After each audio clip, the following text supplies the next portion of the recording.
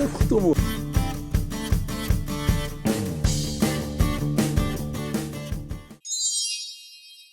こんにちは、モーリーです。旅は自己投資ということで、一生に一度は乗ってみたい初めての夢のラグジュアリークルーズアスカ3の乗船記をお届けいたします。完全自腹で忖度なしで贅沢してきたら、奇跡の出会いの連続で忘れられない乗船になりました。もうドハマりです。スペシャル動画になります。ぜひ大画面で何度もゆっくりご覧くださいませ。それではどうぞ。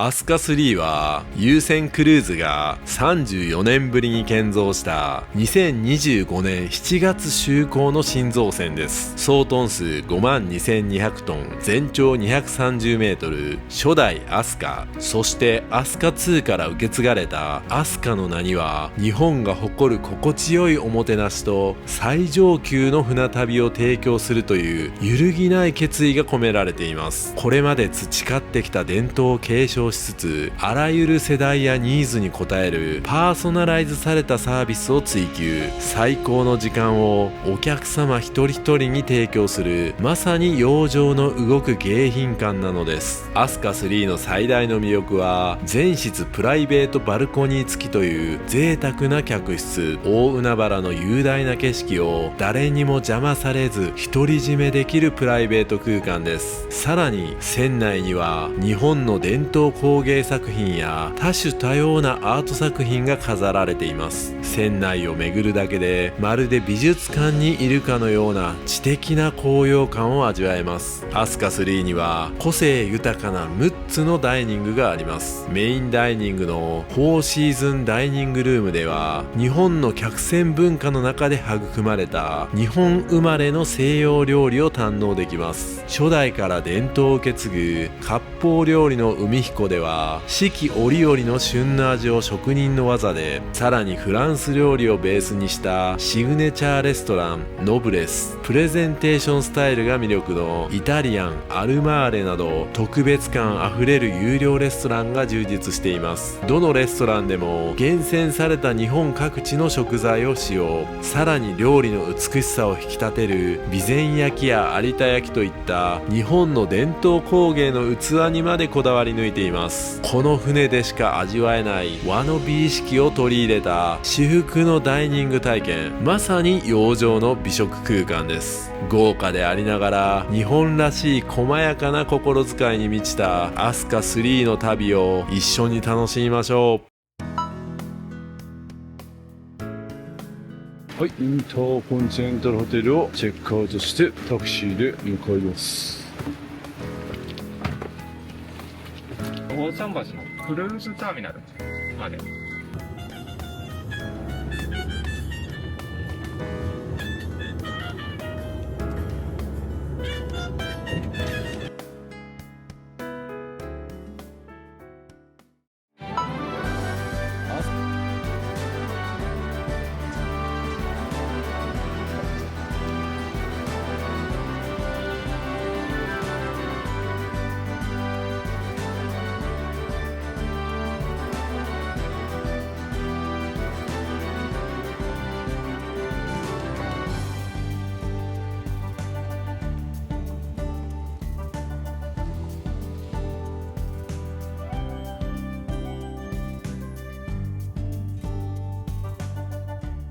はい、こんにちは、森です。旅は自己投資ですね。私は今横浜にいます。これクルーズターミナルになるのかな。で、今日からですね、初めてのラグジュアリークルーズ船、しかも最新のアスカ3に今から乗りたいと思います。で、このアスカ3はですね、総トン数52,265トン、そして全長230メートル、乗客定員は740名ということで、全室にバルコニーがついており、全ての客室が海に面しているという、もう本当に今まで乗ってきたね、ロイヤルカリビアンとかコスタセレーナとか MSC ベリッショナとはまたちょっと格の違う日本の船になっております。で、これはもう本当にね、案件とかじゃなくて僕が自腹切って乗るので、もう本当にね、厳しくジャッジしたいと思ってます。そしてなんか船内でもね、結構ドレスコードとかめっちゃ厳しいみたいで、ちゃんと今回のためにスーツも作って万全の体制でやってまいりました。いや、楽しみです。素晴らしいですね。でこのアスカ3のコンセプトはチャット GPT、いやジェミニですね。ジェミニによると動く洋上の美術館で日本の伝統工芸品などが多数飾られていると。また環境に配慮した設計がされており、ダイナミックポジショニングシステムや陸上供給設備の対応も行われていますと。アスカ3は就航後日本一周やハワイ、アラスカなど海外クルーズも予定されていると。またお客様は神戸から出航するクルーズもあると。本当は神戸発着が良かったんですけど、僕は神戸なんでね、やっぱ人気なんでなかなか取れなかったっす。でようやく取れたのが今回、横浜から途中に鳥羽に寄って博多に帰るみたいな。今回ね小屋さんとおりますけど、小屋さんが福岡に住んでるんで、小屋さんにとっては都合がええやみたいな。俺にとっては横浜まで新幹線で来ないといけないし、また博多から神戸まで帰らないといけないみたいな、かなり不利なんですけど、それでもねようやくアスカ3に乗ることができるんで楽しみにしたいと思います。で本当はねアスカ2をこのアスカ3の前に乗る予定だったんですけど、そのアスカ2がちょっと僕が乗る日が結婚になってしまって10月に延期になったんですよ。で今9月9日なんで先にアスカ3に乗ることになるというね、そんなことなかなかないですけどね。その最新のものから見て次の10月にその最新じゃないものを見るみたいな形になりますけど、それはそれでねちょっと見応えがあるんじゃないかと思います。それぞれコンセプトが違いますのでね、ちょっと楽しみに乗りたいと思います。それでは行ってきます。はい、こんな感じになってますね。でアスカ2とアスカ3の主な違いは、アスカ3は総トン数52,265に対してアスカ2は総トン数54,444トンですね。ただ乗客定員はアスカ3が740名に対してアスカ2は872名なんですね。だから少なくなってるんですよね。でアスカ3がアスカ2に比べて総トン数はわずかに大きいですが、乗客定員は少なくなっていると。これにより1人当たりのスペースが広くなり、よりゆったりと過ごせる設計になっていると。でアスカ2はバルコニー付きの客室は約半分だったんですが、アスカ3は全室にプライベートバルコニーが付いていると。でアスカ3は3泊以上のクルーズが中心でより自由度の高い旅で、アスカ2は1泊からのクルーズも提供し、さまざまなテーマクルーズが設定されていると。失礼いたします。お手元に乗船券。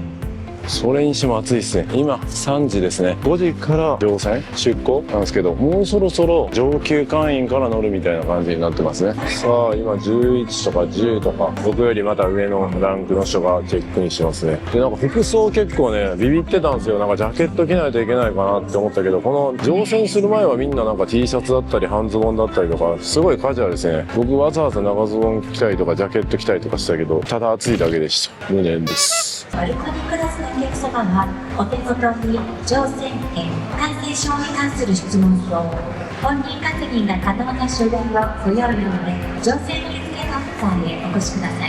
さあやっと僕たちの出番来ましたね。出番っていうのもおかしいけど、乗船受付をしないといけないみたいですね。そうです。ありがとうございます。お部屋に一つずつなんですけれども、案内図と本日のご案内になります。4時10分から避難訓練の VTR 流れますので、避難訓練ございます。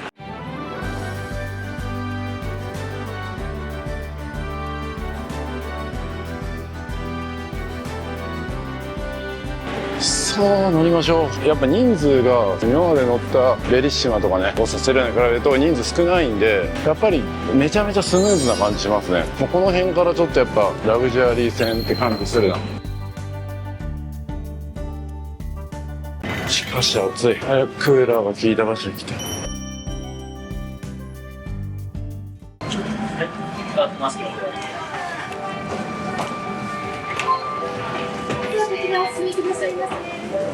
カードキーはお預かりします。開けました。着るリュックの中に入れっぱなしでカード読み込み行けました。素晴らしい。涼しい。涼しい。本当に高級ホテルに入ったみたいな、そういう空間あるな。これは船の中なんですかとかって驚いてる方がいらっしゃいました。確かにそうですね。船じゃないみたい。俺の家みたいや。でそれも違うか。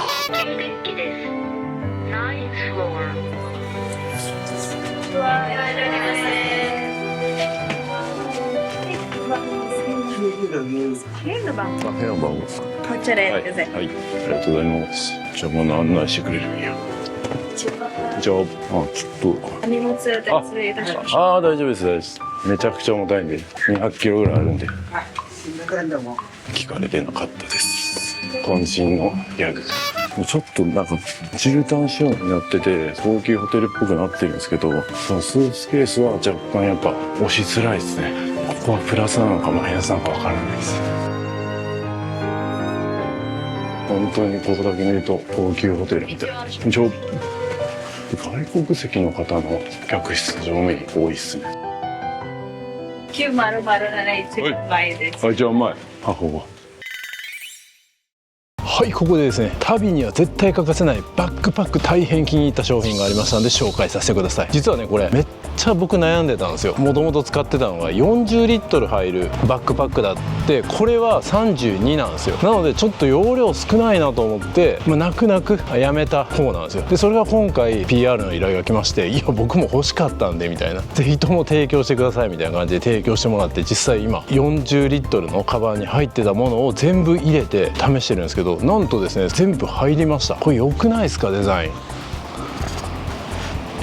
なんかどっから見てもなんかやぼったくないというかで、やっぱり実際に手に持って触ってみてめちゃめちゃしっかり作られてます。お値段もねそれなりにするんで、めっちゃ大切にしたくなるような出来栄えがめっちゃいいです。めちゃめちゃ考えられてます。すごいのが重さを感じにくい感じになってます。背負いながらね喋ってるからめっちゃしんどくなりそうですけど、肩のここの部分分厚いし、バランスをすごく考えられてるらしくて、ずっと背負っててもそんなにしんどくないですね。カバン自体の重さは結構あるんですよ。結構重いなみたいな。全然そんなことなかった。必要な重さなんだなと思いました。肩のところがしんどくならないようにするためのクッションだったりとか素晴らしいです。普通に会社行く時に使いたい、その人にいいのはこっちです。さっきからずっと気になってた。これも素晴らしいです。結構重いですよ。よしよし。でこっち側ですね、めっちゃ軽く感じる。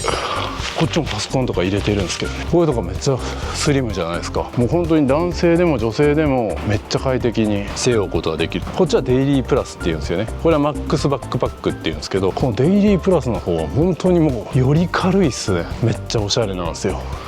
横から見ても美しいし、この後ろから見ても美しいし、所有欲がすごい満たされる。自立するんですよこれもいいっすよ。でちゃんとこのスーツケースに入るようなこうベルトもねついてるんで、僕ラッキーっす。提供してもらって普通にめっちゃ勧めてますよ。作り込み素晴らしいです。それでこれがどんだけ入るか、旅に持っていくものを全部入れました。ポケットもねめっちゃあって、フロント部分ここですね、このデザインにもなってるんですけど、ここですねに入ってます。ここにメガネとかいろいろ入れてます。でこうやって入れてます。ここに日焼け止め入れたりとかね。でここにもポケットがあるんですよ。で僕このポケットの中にヘアスプレーだったりとかいろいろ入れてます。ここを開けるとめっちゃいいのがガバッと開けるんですよ。またいっぱい入れれますし、ここにも入れれるし、でここの中にたくさん入るんです。このエイブルキャリーのこの仕分けバッグみたいなのも使えばめっちゃいっぱい入ります。でこの中にさらにいろいろ細かく入れてるんですね。綺麗に入ります。本当にねいろんなところにポケットあるんで見逃すんですよ。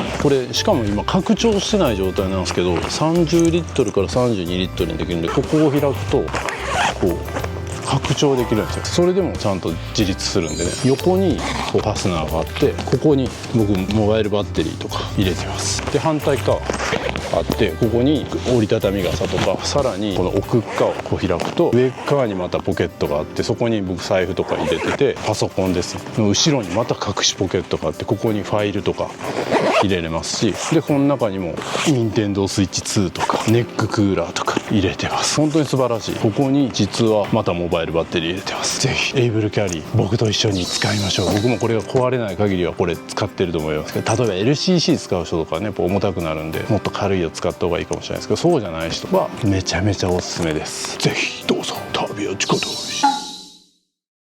はい、それでは改めて入らせていただきます。オープン。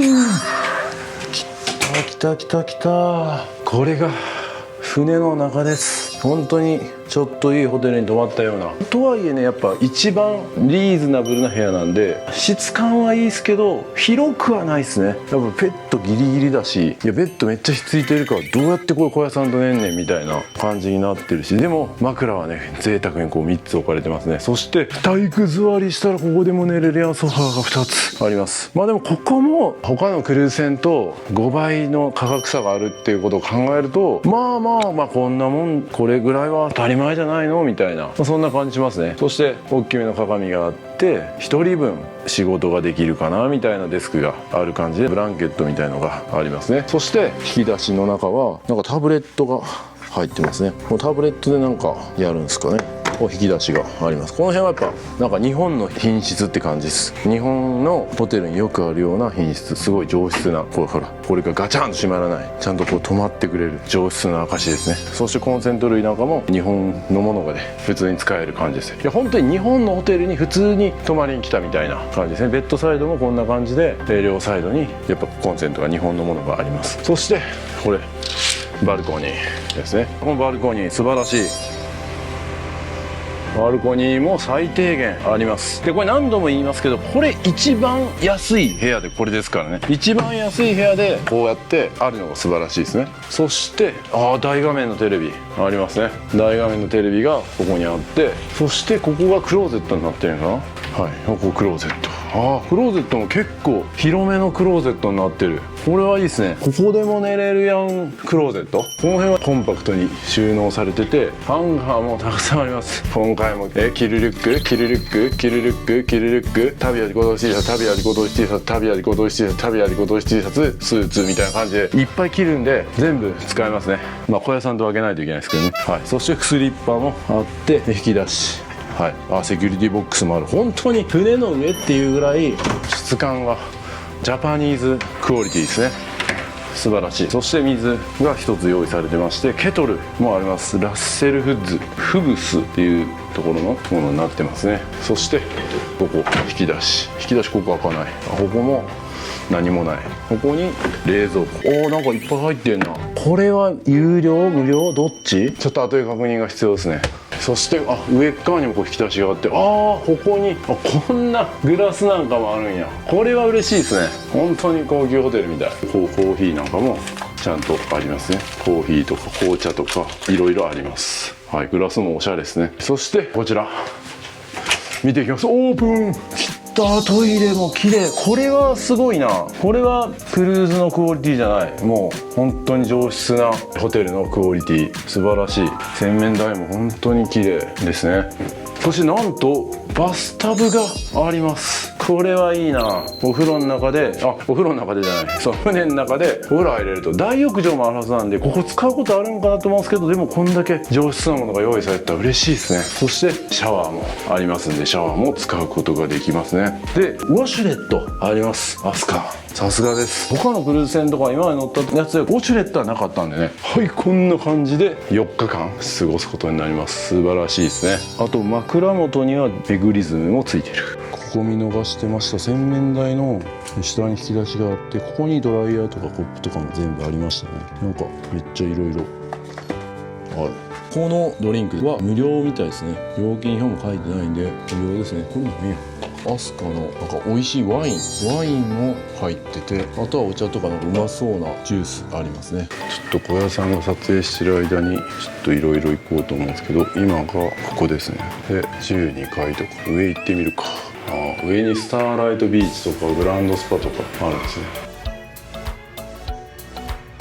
はい、ここがウェルネスクラブということで24時間も使えるジムです。さすがにまだ出航前なんで鍛えてる人はいないですね。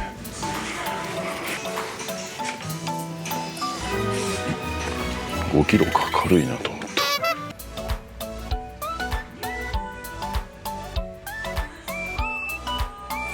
結構最先端のいい機材が入ってますね。ここでヨガとかもできそうですね。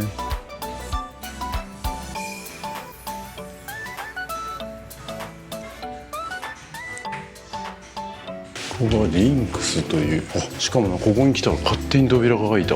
すごい。この船の上にテニスコートあるじゃないですか。船の上でテニスをすることができる。これはすごい。うわ、これはいいな。バスケットコートもあるやん。上質な感じやな本当に。そしてここも今までのワイワイ賑やかな船ではなく、落ち着いた感じでプールに入ってる人もいる。そこでなんか演奏も行われてる感じなんや。まだ人が少ないですね。でも船がなんかやっぱ綺麗ですね。で大きすぎない感じ、マンションが動いてるみたいな今までの豪華客船ってそうだったけど、飛鳥はでかいけどお金持ちの上質なゆとりを持った、そしていてでかすぎないみたいな、このベンチ一つにとってもすごい丁寧な作りというか、それをこう見てるだけでもいいですね。ここもそうじゃないですか、このガラスが全面に多分バーッとあるのが今までのクルーズだったような気がするんですけど、このなんか一枚一枚こうやって隙間があることでガラス越しじゃなくて直接ねこの絶景を見ることができる、こういうなんか配慮とデザインワーク両立してるような感じしますね。これは僕勝手に言ってますよ、知らないですけどね。はい、あんなジャグジーもあるんですね。ここ入ってみましょうか。タッチで開くようになってるのも上質ですね。扉開閉ボタンみたいな。ここは違うのか。ここはどこあ、ここで開けるんや。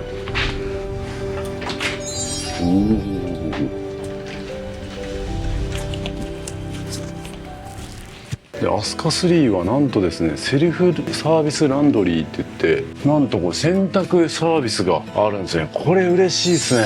これは嬉しいな。他のというか今まで乗ったそのラグジュアリー船じゃないクルーズっていうのは洗濯っていうのはなかったんですよ。だから現地飛行時についてランドリーサービスに出すか、自分で洗面台で洗濯するみたいなことをしてたんですけど、これはいいですね。もう早速洗ってる人いるやん。早すぎるやろ。どっから来たんや。これいいっすね。しかもただ無料でできんの。なんか無料なんかな、なんか別にお金入れろとも書いてないから無料で使えそうな気がする。洗濯できるのもうすぐしよう。まだみんなやってないんで。しかもちょうど僕らの部屋がこの洗濯に近い、一番安い部屋だけど撮影したりとかいろんなとこに行くにはすごい使いやすいっていうのは聞いてたんですけど、ちょうどここですね。この僕らはこの辺ですけど、ちょうどこの真ん中ぐらいにセルフサービスランドリーがあるんですね。あれタダなのかな。すいません、ランドリーって無料で使えるんですか。あれはお金はいらない。そっか、コンプリフリー。ありがとうございます。無料みたいですね。素晴らしい、最高じゃないですか。家に帰るってことですね。博多に帰ります。僕は家ちゃうけど。で気になる料金なんですけど、ラグジュアリークルーズということで3泊すればいくらかかるのかと。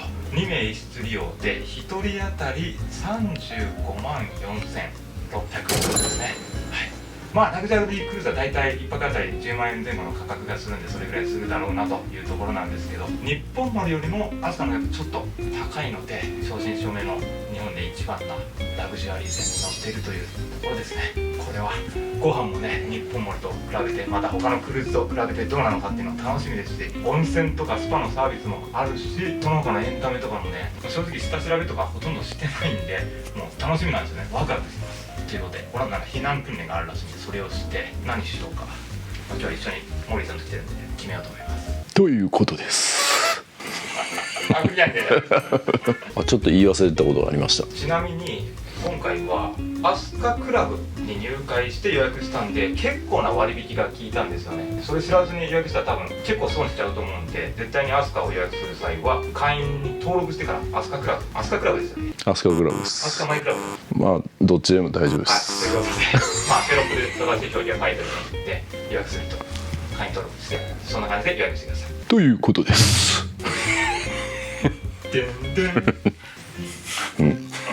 訓練始まるはずやのに全然始まらんと、カメラ持って待ち構えてるのに。船内のお客様にご案内申し上げます。ただいまより避難訓練を開始いたします。なお、本訓練においては救命胴衣の着用は必要ございません。訓練のご参加をお願いいたします。救命胴衣着なくていいよ。日本語なんで安心ですね。英語ができない僕でも理解ができる。正直他のクルーズ船乗った時何言ってるかわからんから適当にやってたもんな。そういうことがなくなるな。大事なことやな。これ正直ね、いいサイズやなと思ったけど、スーツケース広げられないし、スーツケースを広げられる場所があんまないっすね。なのでテーブルちょっとどけたりしてアレンジしないと厳しそう。ただベッドの下に隙間が空いてて、スーツケースをこう収納することはできそうですけど、広げてみるのにはやっぱりこのテーブルとかが邪魔なんでどけないといけないですね。これはちょっとなんとかしてほしかったな。なんかこうベッドの上に広げられるようななんかマット、それがこれなんかもしかしてコストセレーナとかなんか革のあれがありましたけど、あそこに広げるって言ってはあります。どこでも厳しくないですかこれ。中途半端じゃないですかサイズが。僕らのスーツケースがでかいんで。そうですね。機内持ち込みサイズとかっていけそうそうやけど、まああとね、なんか僕と小屋さんみたいなその男同士で泊まった場合にこのベッドの距離はちょっと正直きついっすねいやこれもなんかアレンジできるような感じにしといてほしいですね。乗り降りなどをお手伝いいたします。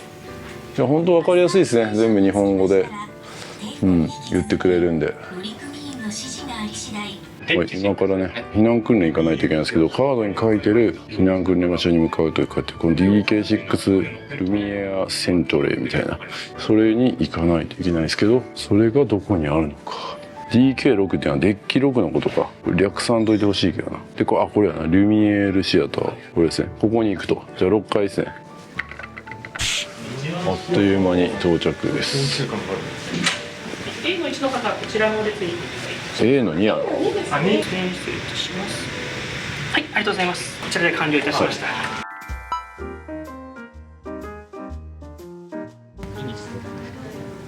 なかなか素晴らしいシアターですね。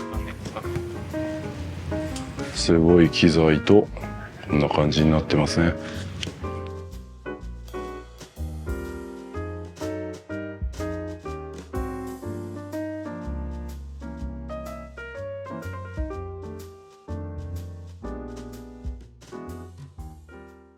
もうなんかやってますね、出航パーティーみたいな。始まってますね。いいねいいねいいねいいね。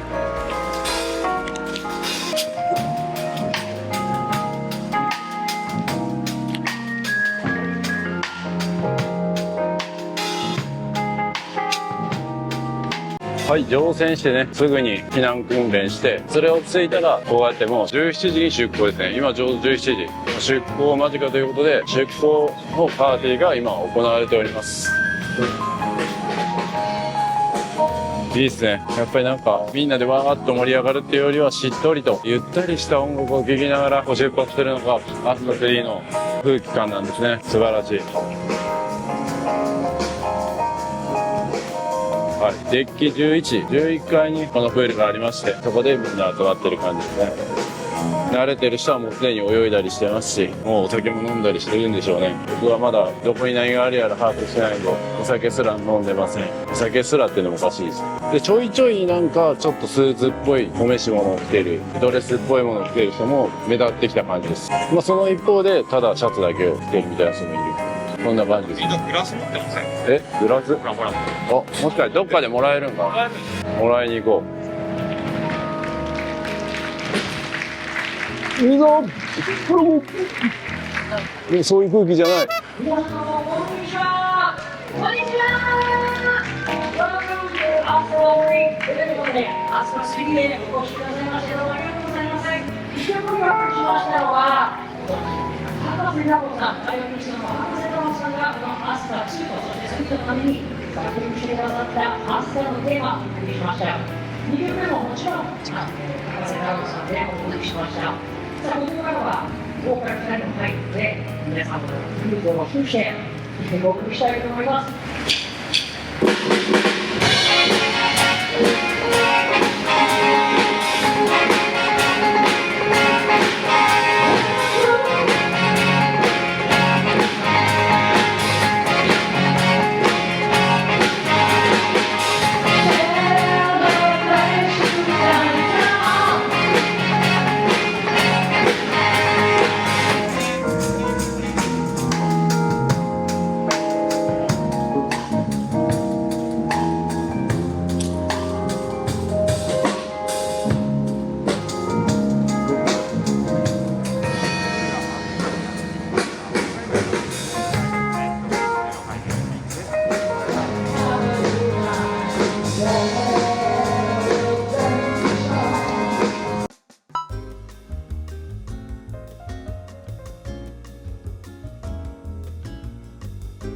はい、プールサイドからね奥に入ったところにこのエイビスガーデンっていうところ、ビュッフェコーナーかな。ここでなんかウェルカムドリンクみたいなのがもらえるみたいで、早速行きたいと思います。なんかほんと高級ホテルみたいな、そんな感じでビュッフェが並んでます。もう食べたいなこれ。普通にうまそう。そしてこれがこちらも無料で本来いただけるんですって。ビールも無料で飲めるんで、これは嬉しいな。そしてこれは何？ワインも無料で飲める。これビュッフェやけどめっちゃうまそう。出港ですね。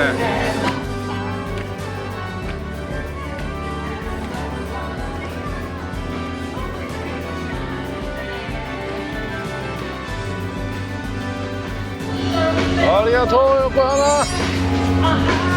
ありがとう横浜。楽しかったよ。出港しましたね。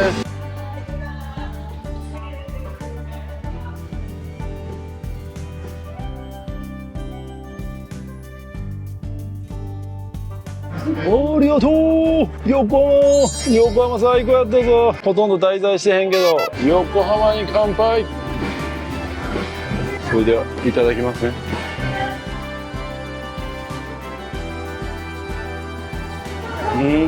うまい。人生の中でね、夕日を眺める回数に決まりがあるように、こうやってクルーズのこの出港の瞬間、それに立ち会えるのも自分の人生の中で何回あるか分かりません。そんなことを思いながら大切に乗りたいなと思います。この本当に船が出港する瞬間っていうのは、飛行機がね出発する瞬間とはまた違った感動があります。だから船旅はやめられない。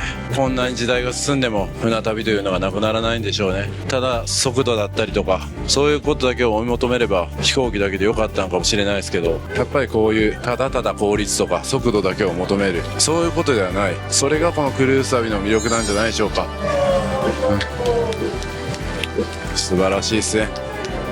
このみんなと一体感になってこう拍手をするとかなかなかないですよね。素晴らしいです。またね、本当に他のカジュアルクルーズはまた全然違う落ち着いた上質な空気感が流れてます。これは本当にここに立ち会わないと得られることはできない感覚です。ぜひ皆さんもこれを味わってほしい。僕も改めてそういう風に感じます。ただただ値段が高いだったらただサービスレベルが高い、そういうことだけじゃないですよね。それが払える人、それに価値を感じる人が集まってるから素晴らしい人が集まってるはず。僕もバスツアーやったりとかオフ旅やったりするときに、ちょっと値段を高めに設定します。でもそれはどういった目的があるかというと、やっぱそれを払える人、それ価値を感じてくれる人、そういうものが払える人が集まるっていうのがすごい価値があるんですよ。そこに価値がある。もちろんサービスも素晴らしいですけどね、それだけじゃないですよ。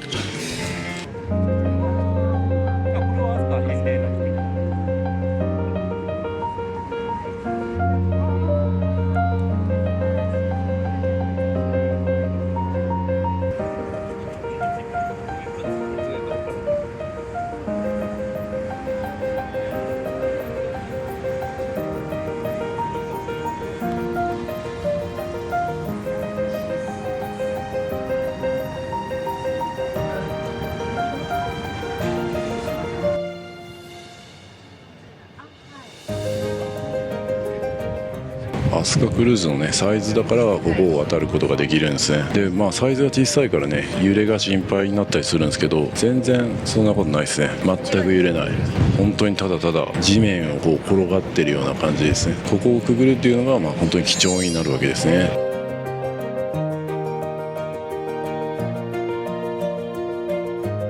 この体験は飛鳥のようなサイズの船に乗らないとできない。くくりましたね。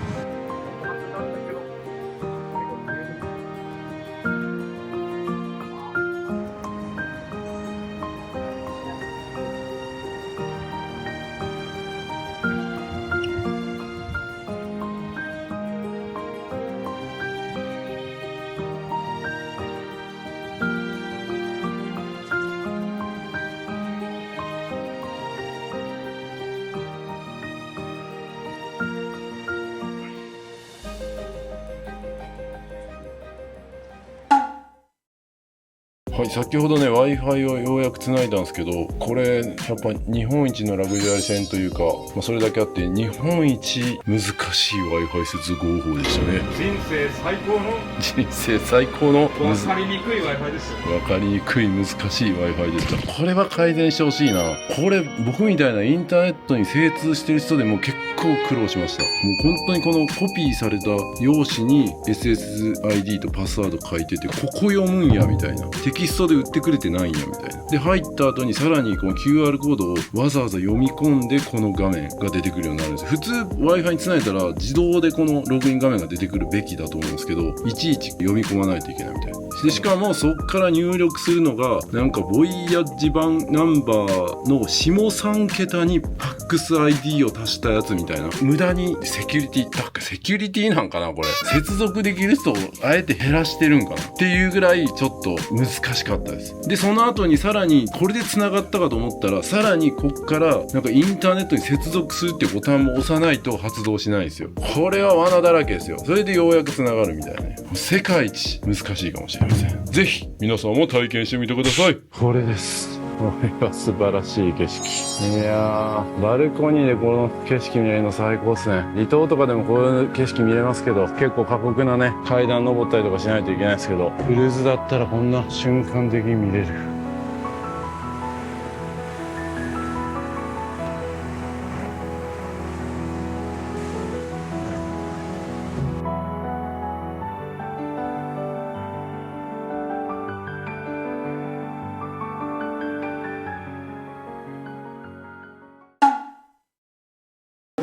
はい、今日はビュッフェに行ってもいいんですけど、やっぱ1日目なんでレストラン行きたいと思います。でレストランはなんか僕はね、この前に飛鳥2に乗る予定だって、そこにはなんかインフォーマルって書いてたんで、わざわざスーツ買ったんですけど、ここはなんかスマートカジュアル何でしたっけ、エレガントカジュアルかみたいな感じで、なんか全然大丈夫やったらしいんですよ。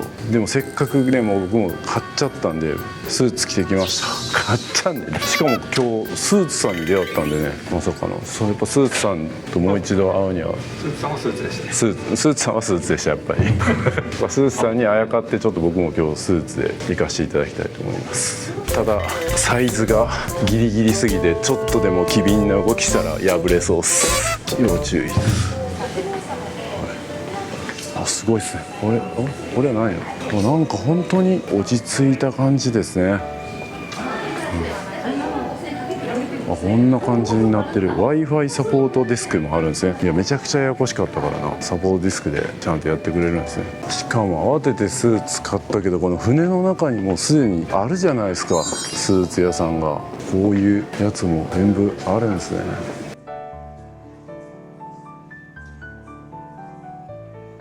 でこうやってサポートデスクがある横にはなんかこういうバーもあるんですね。これもいいですね。なんて呼ぶんかわからん。なんとかバー。はい、こんな感じの階段も美しい。ここはジュエリーショップなんですね。素敵なお召し物にプラスアルファでつけるのにいいですね。でここから先に進むとレストランにフォーシーズンダイニングルームということで来ます。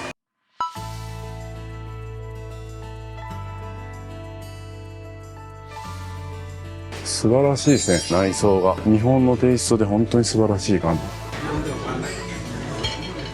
ピンモノ and if the food is ready, we will serve it.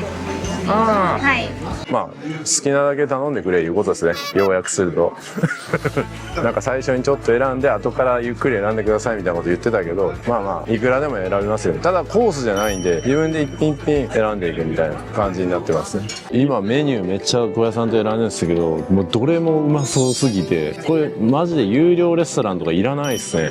ビュッフェもでも普通にうまそうだったじゃないですか。いきなりウニとイクラとかカリフラワーのピューレ、鮮魚なカルパッチョとかオマールエビの和コンソメとか、もうこれメインっぽい感じなのに前菜ですもんねこれ。これはやばいな。でメインになるともうアスカハンバーグとか黒毛和牛ヒレの網焼きとかニュージーランド産ラム肉のグリルとか大山鶏のグリル、大山です、大山か大山鶏のグリルとか牛タンの和風煮込みとか伊賀牛ボロネーゼパスタとか、めちゃくちゃすごいやん。これ食べ放題なんでしょ。閉店までずっと耐久で食べ続けたらいいんじゃない。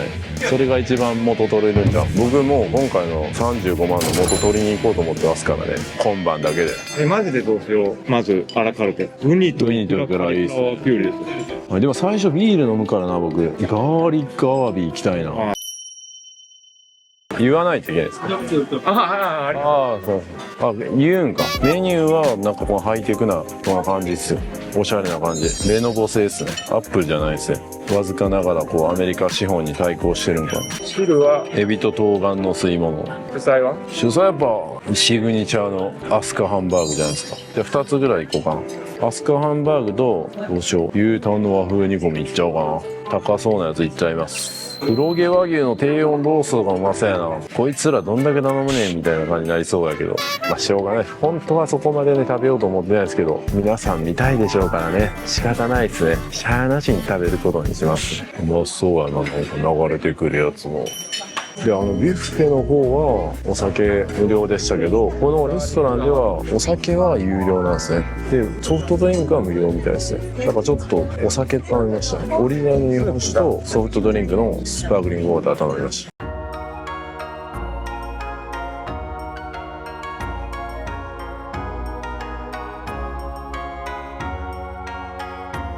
これがウニとイクラ。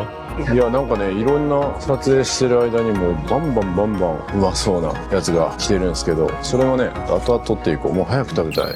ちょっと変な感じですけど、だから日本酒で乾杯もあれかなと思って、日本酒で乾杯です。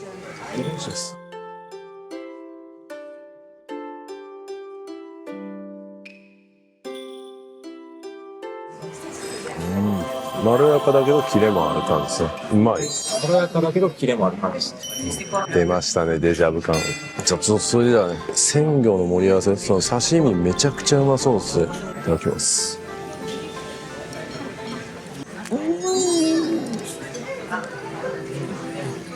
油がしっかりあって合いますね。これ食べ放題やばいな。小屋さんは若干生臭いとか言ってるけど、僕は全く気にならないです。カン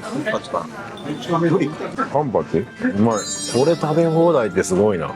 何回でも頼めるっていいですね。ちょっと喉渇いてはね、僕日本酒が飲んでるけど、普通にスパークリングウォーター飲みたい。今日暑すぎてめっちゃ汗かいたね。これウニとイクラ。贅沢やな。ウニとイクラのピューレ。これうまい。素晴らしいですね。ウニとイクラだけでももうすでに美味しいの確定やのに、しかも冷製なのがうまいですね。ほんと深みのある。これ前菜全種類頼みたい。毎日同じらしいんで、メニュー自体の。これはいいわ。じゃあエビと冬瓜のお吸い物いただきます。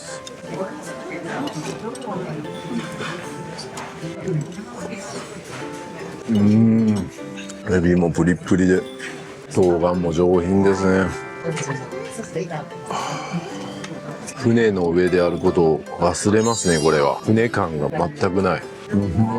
このお汁ももう50杯ぐらい飲めるな。これがアワビ。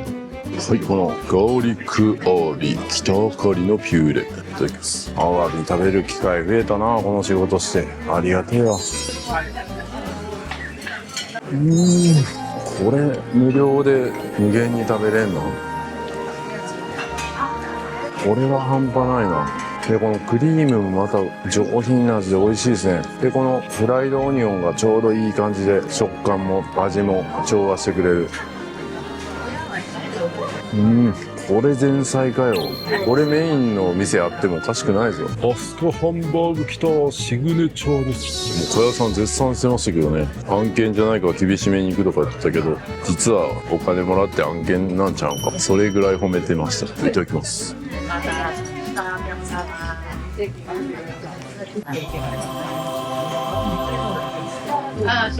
これがシグネチャーだわ。すごいな。なんかパッと見は別にそんなめちゃくちゃうまいハンバーグとかに見えないですよ。ビジュアル的にはもっとなんか肉汁めっちゃ垂れてうまそうなハンバーグとかで世の中にいっぱいあると思うんですけど、ちょうどいいなんか肉々しさとやっぱソースのバランス、これ素晴らしいですね。シンプルだけど奥が深いみたいな、そんなだからアスカみたいな感じですよ。アスカもパッと見はなんかそんな派手なことないじゃないですか。でもやっぱじっくりじっくりと見ていくと一つ一つこだわってるみたいな、デザインとかもド派手さはないけどまさにそれを体現したようなハンバーグですね。シグネチャーですね。久しぶりにこんな美味しいハンバーグ食べた。俺が言ったことうまいですね。ハンバーグなんですけど、そんな中でもね、シンプルさを極めてるというか、見た目に派手さはないけど、中身はもう自由に詰まって、分かる人には分かる魅力があるというか、まるでアスカ3を再現したな。俺が言うたやつや。俺が言ったやつを真似した感じで言おうとして、なんかちょっとごちゃごちゃになってる感じ。お互い思ってることは一緒なんでね、まあ同じこと先に言われたなと思うんですけど、今日もスーツさんに会った時にスーツさん言ってました。アスカ3はもうこれから何十年とやっぱ運用していく船なんで、動画もおそらくこれからずっと再生されるだろうと。ということは僕と小屋さんの動画も多分ずっと見られる動画になるんで、ぜひ見比べてほしいですね。小屋さんの動画見た後に僕の動画を見る、僕の動画見た後に小屋さんの動画を見るみたいな。そうやってじゅんぐりじゅんぐり見ていって、これからアスカ3皆さん乗ってほしいですね。まだアスカ2も運用してますからね。なんか噂ではアスカ4とかの噂もあるみたいな、ないとかあるとかみたいな話も聞いたことありますよ。聞いたことないし。そうですか。なんか誰かに聞いた。本当なんですか？いや本当になんか、まあそれぐらい絶好調みたいな、アスカ。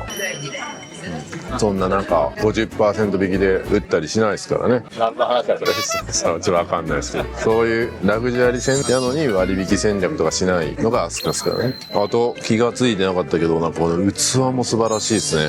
もう本当になんか船の上っていうのを忘れるような、高級旅館とか高級ホテルで食べてるような錯覚になりますね。それぐらい船も揺れてないんで。じゃあ牛タンの煮込みいただきます。すごいな。なんかもう沖縄のラフテーみたいな感じで牛タンが煮込まれてる。もうこれ牛タンじゃないやん。牛タンのもうコリコリした歯応えがもうなくなってる。もう本当にラフテーとかに近い感じまでなってる。うまいな。あ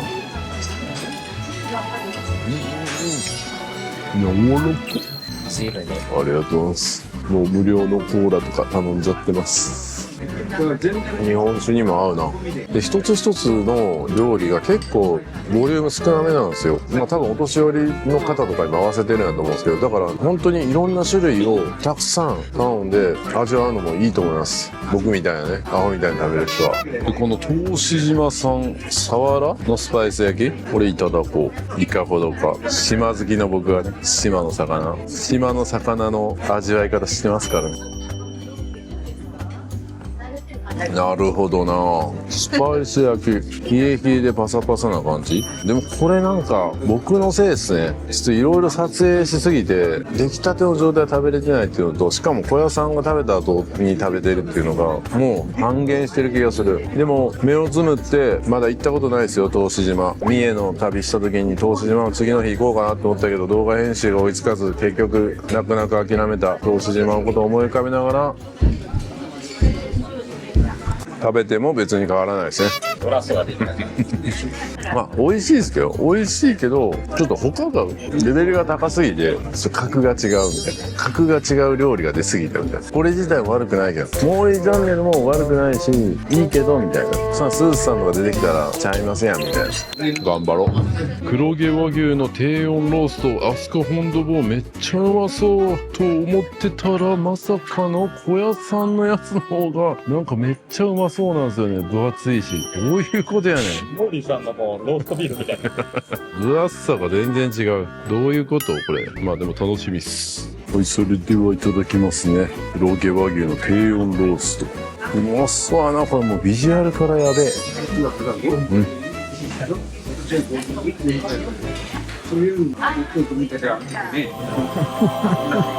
うますぎる。しかも今回このほぼ出来たてのまますぐいただいてるから、うまっ。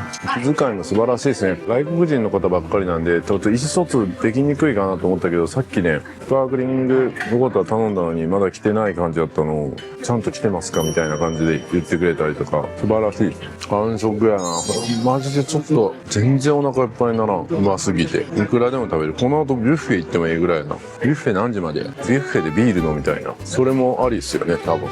今日なんでそんな服装張り切ってるんですか？エレガントカジュアルとかって書いてたんで、やっぱエレガントにしていかないといけないかなと思ったら、さっき僕の後ろにいた人なんか T シャツでしたからね。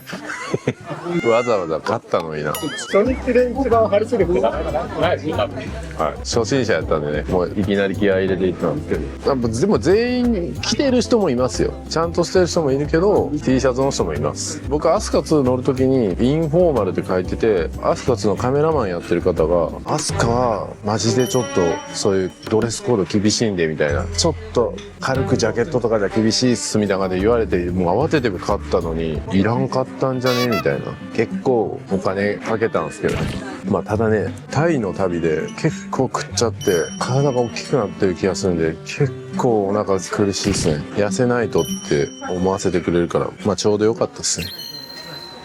はい、これがデザート3種盛り合わせ、チョコレートケーキ、抹茶ケーキ、くず餅ですね。それでは3種盛り合わせですね、デザートいただきます。うまそうな、なんか触った感触から柔らかくてみずみずしいケーキ。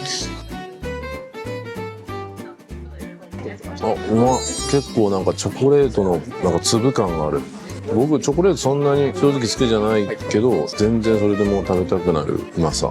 これフルーツとかもブドウとかありますけど、ちゃんとカットされてるんですよ、半分に。イメージが練り込まれてる。抹茶のケーキ。チーズと酸味の中に甘みが。これも上品に仕上げてるな。全ての料理がやっぱご年配の方が多いので、そういう方でも美味しく食べられるようにボリュームだったりとか、その味付けだったりとかめっちゃ考えられてると思いますね。そしてこのくず餅、めちゃくちゃもっと甘い感じで来ると思ったら、爽やかなフルーツ風味の餅の感覚じゃないですね。そしてコーヒー、いやもう1日目から満足度高いっすね。半端ないわ。やっぱアスカ3、これはちょっとハマりそうやな。毎年これをプライベートでも乗れるようにちょっと頑張りたいですね。頑張って。れるでしょ。頑張っていきたい。何も気にせずにポンと乗れるように、しかも一緒に乗るかぐらいな感じで誘えるぐらいになっていきたいですね。誰誘うんですか？それはもう僕の事業をめちゃ手伝ってくれて頑張ってくれた人を社員旅行みたいな感じで呼ぶみたいなね、やりたいですね。僕じゃないですけど。動画編集やってもらえますか？でもそういうのやりたいな、マジで。なんか僕のチャンネルを手伝ってくれてる人を1年に1回ね、アスカとかみんなで乗って恩返し。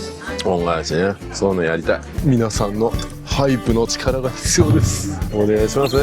有言実行。やります。いつかことも教えてくれるんです。教えてくれますね。まだそういえばそれ言ってなかったの。じゃああとは楽しませてもらいます。はい、ご飯を食べまして、ちょっとビュッフェとか今の時間やってるんかなみたいな、はしごできるんかなっていうのを確かめに行きたいですね。あ、ちょうどなんか今ピアノやってるやん。あ、なんかすごいいい空間になってますね。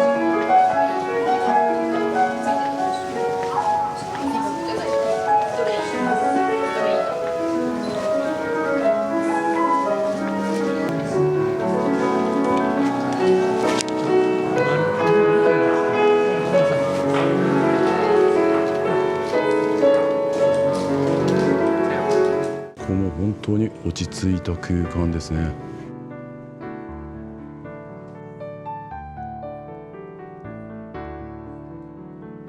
なんとこのロビーにもここでも寝れるやんソファーあるじゃないですか。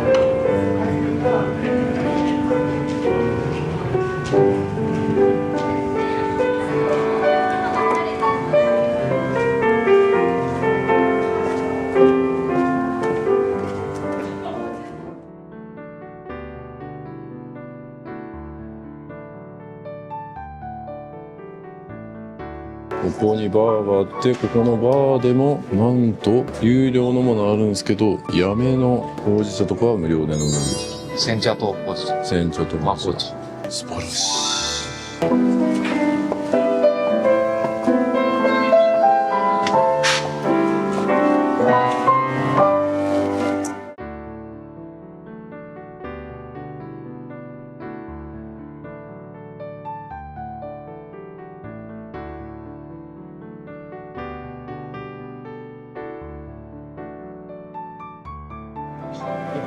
こんな場所もね、21時半からやるんですね。まだちょっと時間が8時半で、まだこれから夜も楽しそうですね。トマホークは毎日入れてます。これが、トマホーク。すごい。ビュッフェで。全部1日ごとに買います。これ何時までなんですか？この料理がですね、はい9時からだんだん縮小していきますので、夜中2時までの営業で。夜中2時までやってるんですか？すごい。品数は減りますが、はいはいはい。そうですね、夜食みたいな。夜中2時までやるんやったらめっちゃいいやん。で夜中はここはお酒とかもタダで飲めるからいつでもビール飲めるっすね。ちょっとビールだけ飲もうかな。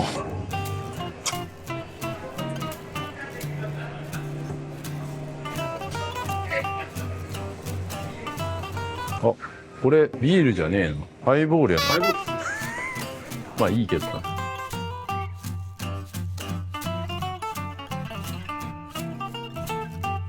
塩ラーメンとかもあるんや。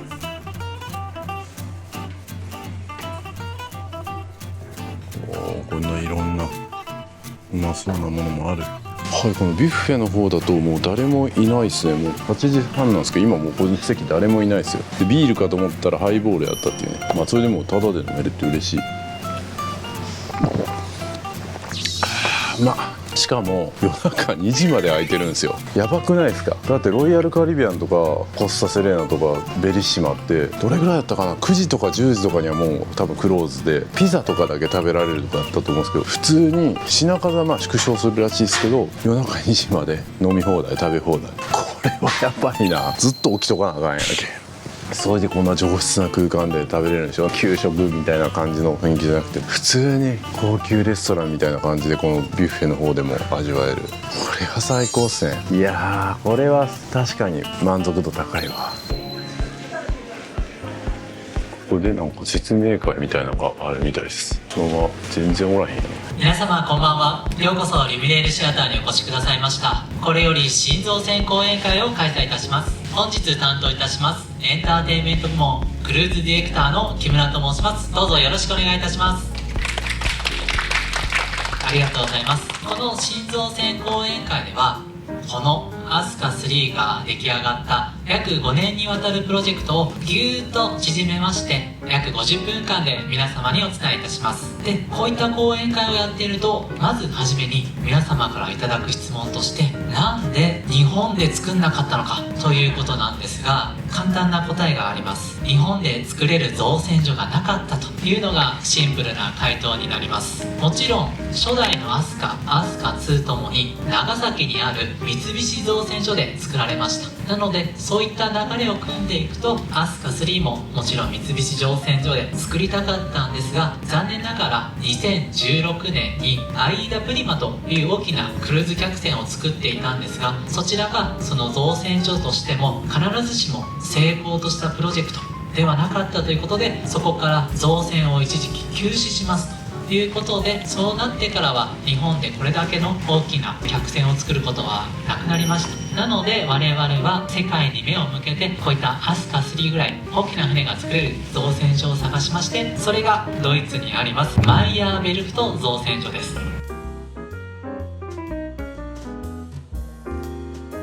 説明にもいただいております。で、こういったものはアスカ3だけではなくてアスカ2もやっていました。今回は721番目に作られた船だから721らしいです。はい、先ほど撮影しなかったですけど、こちら側にカジノがありました。カジノで楽しんでる方も多かったですね。そしてこれピアノずっと弾いてるんかな。もう1時間ぐらい経ってるけど贅沢っすね。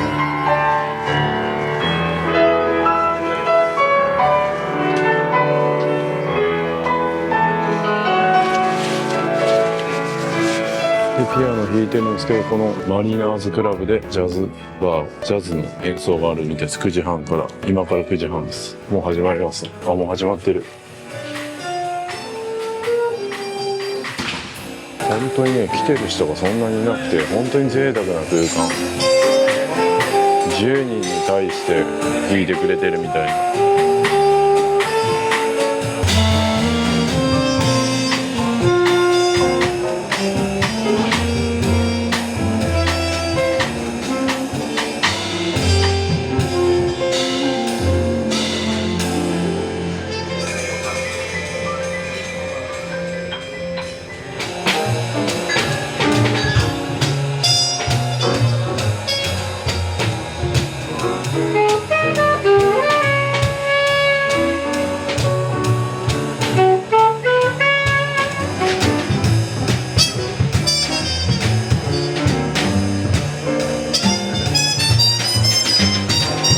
はい、メニューはこんな感じですね。アルコールドリンクとノンアルコールドリンクを選べて、アルコールドリンクは有料ですね。でもまあ1000円から2000円でめちゃくちゃ高いってわけじゃないですけど、まあちょっとお高めな雰囲気。まあそれはこんなね、生演奏を聴きながら飲めるんですからね、そこの演奏料も込みって考えたら、まあ、納得いく値段じゃないでしょうか。いや、本当にいろいろあります。で、ノンアルコールだと、シグネチャードリンクとかノンアルコールドリンクも1000円以上するんですね、ここでは。やっぱりこの演奏代で払うみたいな感じで考えるといいかもしれないです。で、軽食は無料なんですね。バーニャカウダとかピクルスとかチップとかチョコレートとかオードブルとか、これはいいっすね。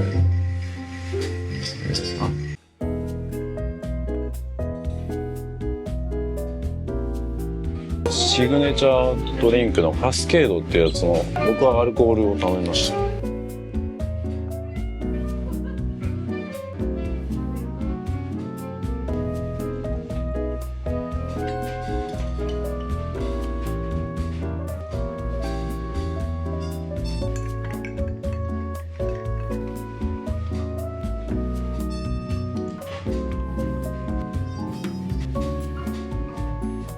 どっちがどっちなの？まずアルコールの方。こっちがアルコールですか？あ、こちらのアルコール。僕がずっと乗ってた方、小屋さんのやつやった。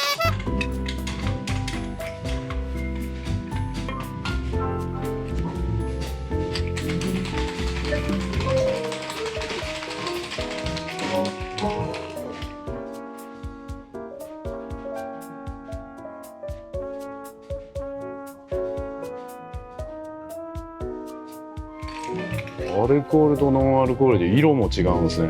同じ名前やのに。何これこれ。何さっきの。何これ。すごっ。急にドラゴンボールみたいな技が出てきた。すげえ。来た。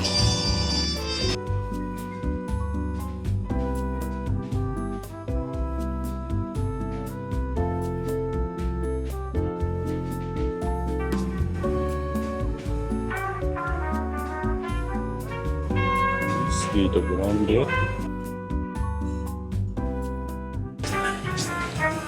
いつの間にか上なくなってる。これは同じその名前なのにノンアルコールとアルコールで全然違うんですね。そうですね。まあ、今回絵をご覧になっていただいたかもしれない。滝の絵があったんです。何？滝？はい。滝っていうの。で、その先の滝の絵をイメージ。これの中に何を入れたんですか？カナダのウイスキーです。ライ麦を主体にしたウイスキー。こちらと、あとスイートベルモット。ワインにハーブの香りが出てきます。こちらとブランマーワイン、ブランデーとオレンジのリキュール。あとはクランベリーです。カスケードってお酒ですけど、カスケードっていうバンドが昔いましたね。知ってる人いるんか？いただきます。何だっけ？ピニャコラータじゃねえわ。カスケードです。全然違う。ピニャコラータ。いただきます。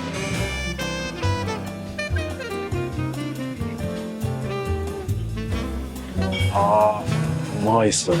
これはうまい。カナダのウイスキーとかどっかのブランデーが入ってるんでうまいっすね。これは何なんや？ナッツ。じゃあちょっとあとは僕と小屋さんの大人の会話させていただくんで、あとは楽しませてもらいます。どうしたか飲めないからなんとかしてって言ってるんで、いやいや、飲ませてくれって言うたんや小屋さんが僕のアルコールのやつを取ってあげ飲ませてくれって、それを僕が飲めないんで飲みましたけどやれみたいな、その間に僕はこのノンアルコールをちょっといただきますね。おー、こっちは爽やかやな。全然違う。まあ当たり前ですけど、ウイスキーとか入ってないからウイスキー感はなくなって、本当に爽やかでこれはうまいです。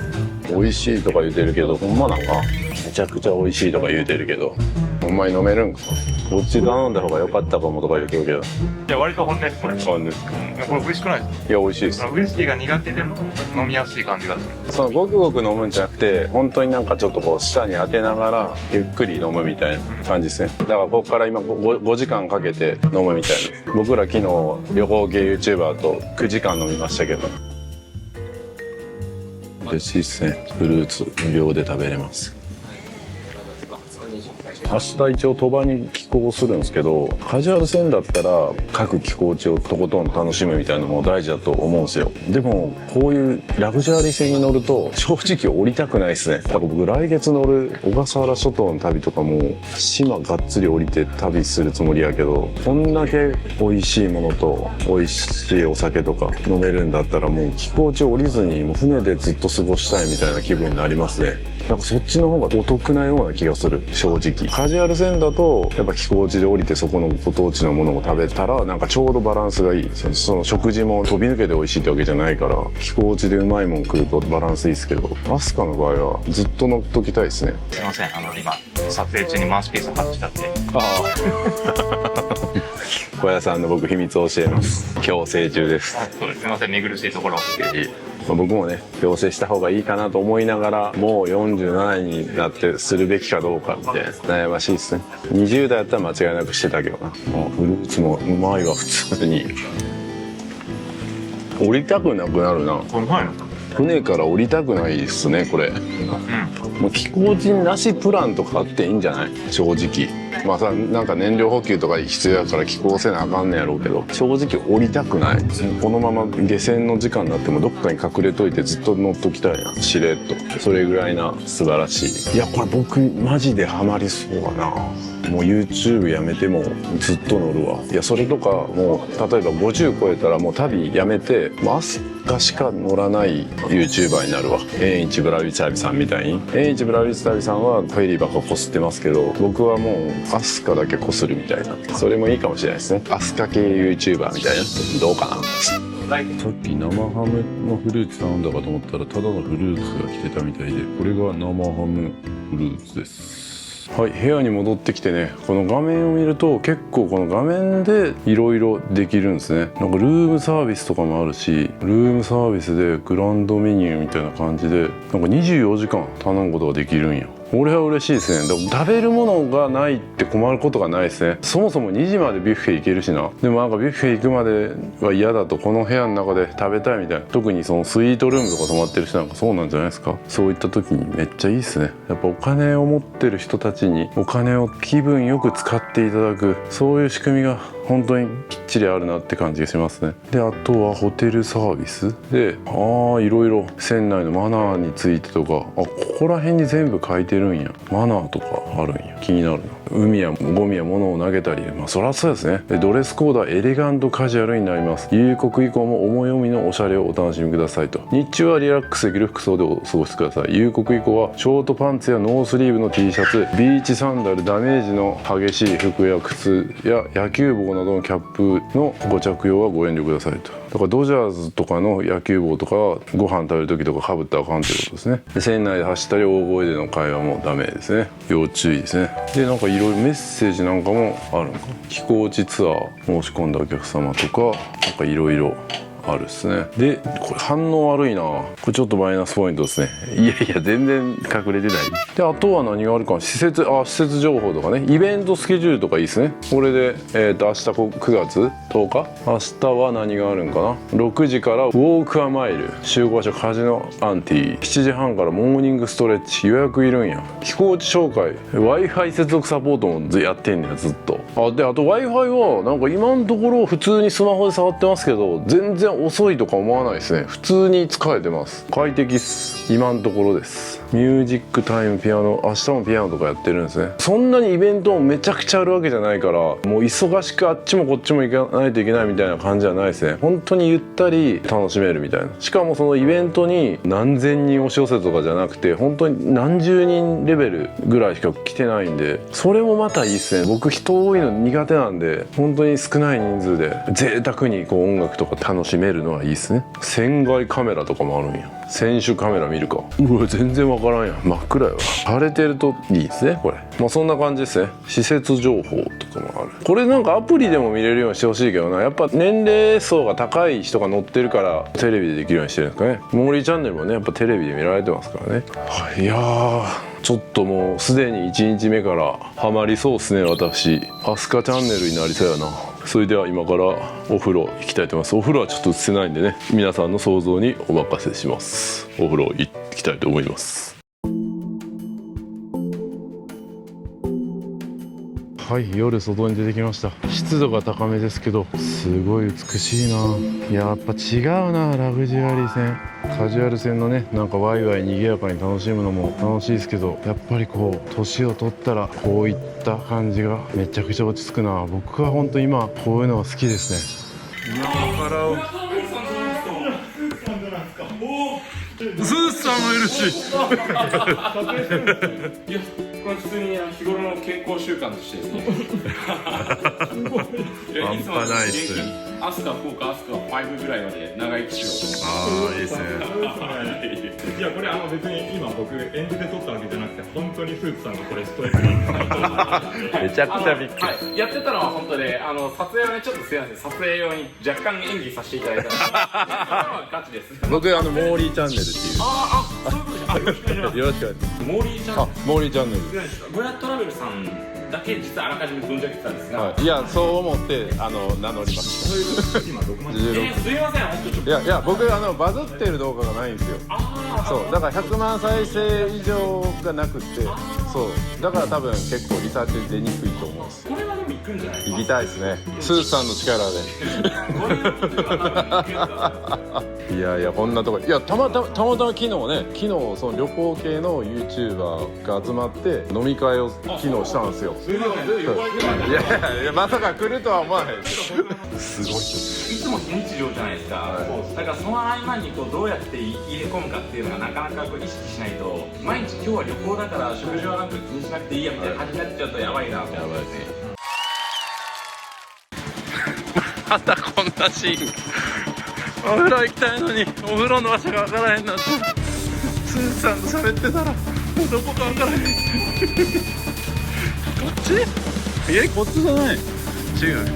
選手の方っすよね。選手どっちですか？どっち選手ですか？やばい間に合わない。あここや。そこジムじゃないですか。左か。行きたいと思います。はい、今気づいたんですけど洗面台のここ開きました。めっちゃ入るやん。なんか自分のポーチとか置いとけるな。めっちゃ下小屋さんと僕のでどれ億円みたいになりそうやったんでここにこう入れておきますね。美意識高い系男子ですね最高。これ誰か来ても大丈夫。今1時なんですけど2時までねビュッフェが使えるんでそこで仕事したいと思います。もう小屋さんが寝るっていうんでね僕はもうちょっと頑張りたいところです。こんな1時でもライトアップしてるんですね。エムスガーデンは11階でした。12階と思ってたけど普通にみんな来てる感じですね。すごい。まだ普通にご飯食べれますね。何かお酒飲みながら手作業することもできるしこうやって普通にご飯とかねまだありますね。あっち側でやるか。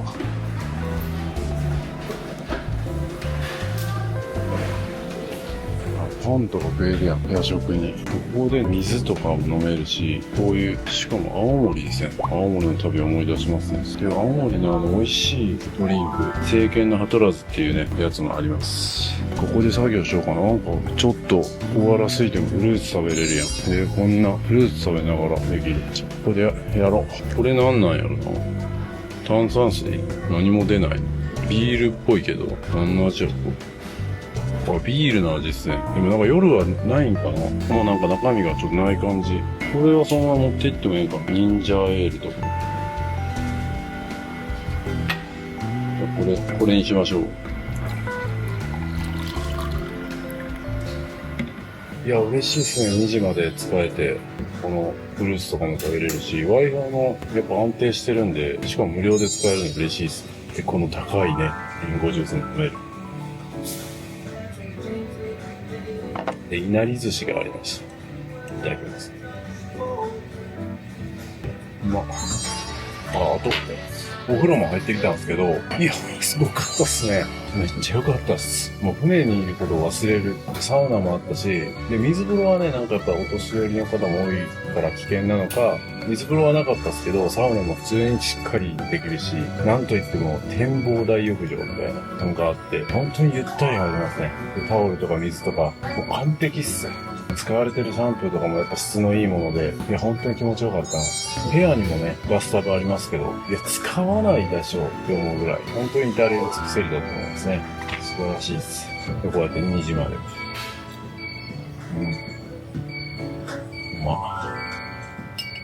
はい、2時になってビュッフェは閉まるんですけど、7階のブック&カフェが24時間までやってるってことで、そこがロビーエリアですね。ロビーのレセプションの前が使えるって言ってました。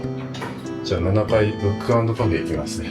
それを本当に丁寧に教えてくれて、すいません、2時に閉まってしまってみたいな。ありがたいですね。また美しいですね。で、どっから行ったらいいんや。ここにブック&カフェが右って書いてる。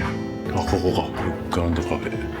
ここで、ここ本当になんか作業がしやすいみたいな感じになってるやん。しかも電源あれやん、これ。普通こういうところって電源がないからって思ってたけど、電源まであるやん。本当に作業がしやすいようになってる。めっちゃありがたい。ここで作業しよう。めっちゃいい感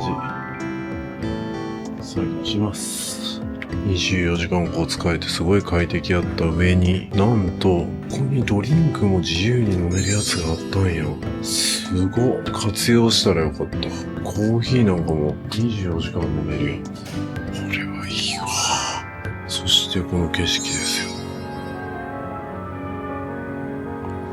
いやー、本当に気に入ったな。素晴らしい。ほら、こんなプレイルームみたいな麻雀ができる場所まである。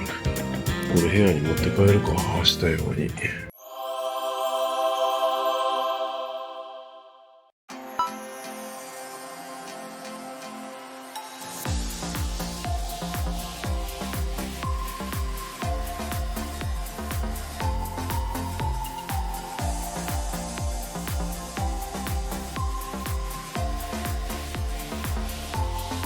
はい、おはようございます。今10時18分でちょっと寝すぎちゃいましたね。気がついたら鳥羽に到着してます。三重県ですね。僕の三重の動画を見てますか。で、本当はね、こっから小さいボートに乗り換えて飛行というか鳥羽に行けるらしいんですけど、それはちょっと見たいですが、じゃあ鳥羽に観光に行きたいかというと、正直行きたくないです。だって飛鳥にいる方が満足度高そうやもん。本当申し訳ないですけど、別に鳥羽が嫌いとかそういうことじゃないですけどね。本当に飛鳥の居心地が良すぎて1分でも降りたくないみたいな、そんな気分にさせられた初めての船ですね。まだ4回目ですけど、クルーズ自体半端ないっすわ。というわけで朝ごはんですね、レストランでいただけるとのことで行きたいと思います。ビュッフェでもいいんですけど、レストラン行きます。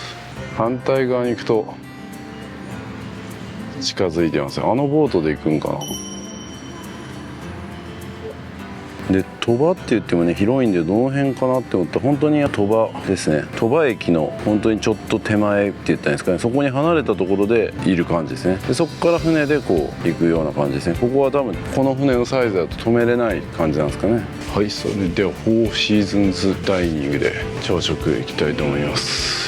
もうちょっと向こうかな。でもどんな時間でもご飯が食べられたりとかお酒が飲めたりするんですよね。昨日の深夜でもねコーヒーとかジュース飲めましたし、でバーとかも普通に朝から開いてるって言ってたの半端ないですね。何時から開いてるんですか？もう開いてる。オープン。はい、オープン。9時から9時。11時半。11時半。午後。夜。ああ、すごい。朝の9時から夜の11時半まで開いてると。日本酒はあります。日本酒ある。日本酒。ありがとうございます。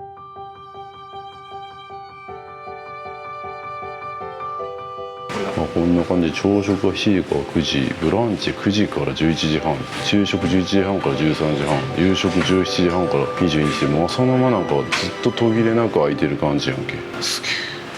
内容がちょっと変わるのか。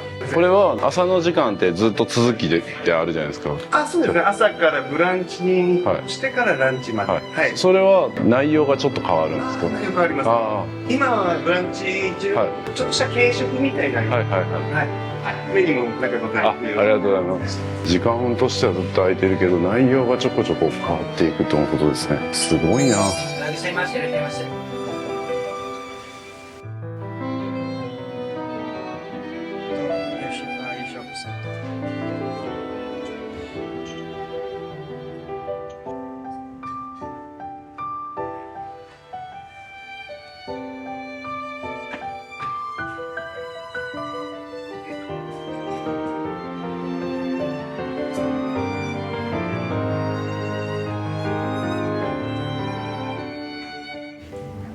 今はブランチ？はい、ブランチメニュー。ブランチメニューだと和食セット、洋食セット、ヨーグルトセットとかもあるやん。どうしようか。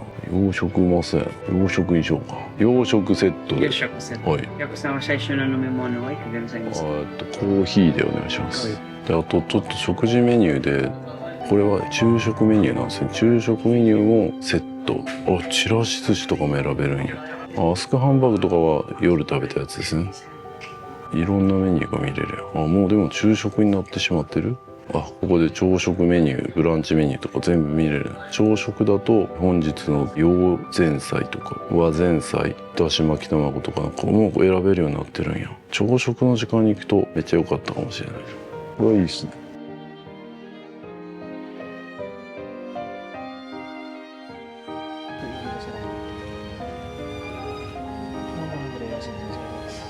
はい、これが洋食セットですね。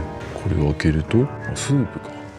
結構ボリュームとしてはそんなめっちゃあるわけじゃないですね。本当に軽く食べるって感じで、ビュッフェとか行ったりとか、例えば和食も同時に食べるとかね、っていうのがいいかもしれません。で、小屋さんが和食を頼んだんでこんな感じですね。和食の方がなんかちょっと腹持ちしそうな感じしますね。それ何なんですか？これお茶ですね。お茶か。どういう時にお茶ですね。パン来るんじゃないですか？パン来るの？ブリオッシュとか書いてなかった？それで見てなかったです。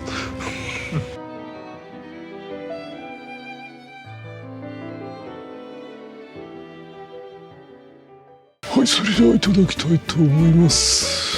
小屋さんがなんか和食食べてるの見ると和食の方が良かったかなみたいな。で、なんかやっぱクルーズってなかなか和食食べれないみたいな話をさっき小屋さんしてて、ほんまやなみたいな。でもまだ昨日ね出たばっかなんで、まだちょっとこう洋食もいただきたい気持ちあるんで、洋食いただきたいと思います。サラダね。サラダはこういう和食の方も一緒ですね。うまっ、シャキシャキ。スープいただこう。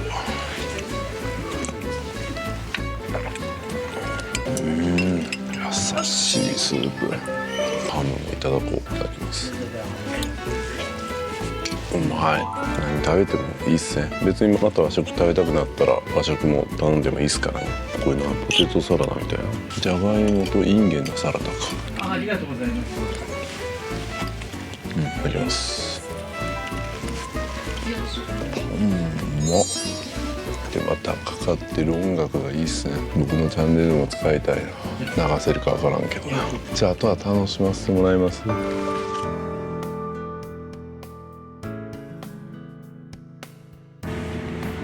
こんなスペースもありますね。本当にアスカ3は落ち着いた空間がたくさんあってめっちゃいい。こちらがレセプションになりますね。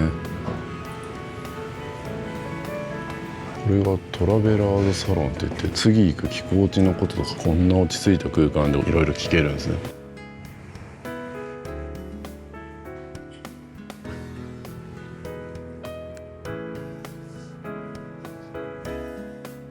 ここがバーで、あっちカジノって書いてるけど別にかけてるわけじゃない、メダルゲームみたいな感じ。これですね、カジノアンティ。日本戦なんで本当の賭け事ではないはずです。カジノ教室とかもやってね。ああいいっすね。ちょっとポーカーとかちゃんと学びたいですもんね。昨日はここでやってましたね、ポーカーとかで。カジノから目の前が昨日行ったルミエールシアターみたいなやつですね。はい、ここがアスカコレクションというなんかお土産屋さんみたいな、めっちゃなんか小屋さんが覗き込んでますけどこんな感じでいろんなお土産が売ってますね。品質の良さそうなものが売ってそうな気がするな。今僕はアップルウォッチを買うかで悩んでますけど、こっちでお金使うかもですね。ここは有料予約制のレストラン、ノブレスですかね。スイートとかに乗ったら予約は無制限らしいんですけど、他の席は早い者勝ちで予約の数にも制限があるみたいな。これがノブレス。今はちょっとオープンしてないんで、こういう雰囲気でまたちょっと雰囲気違いますね。ノブレス感あるな。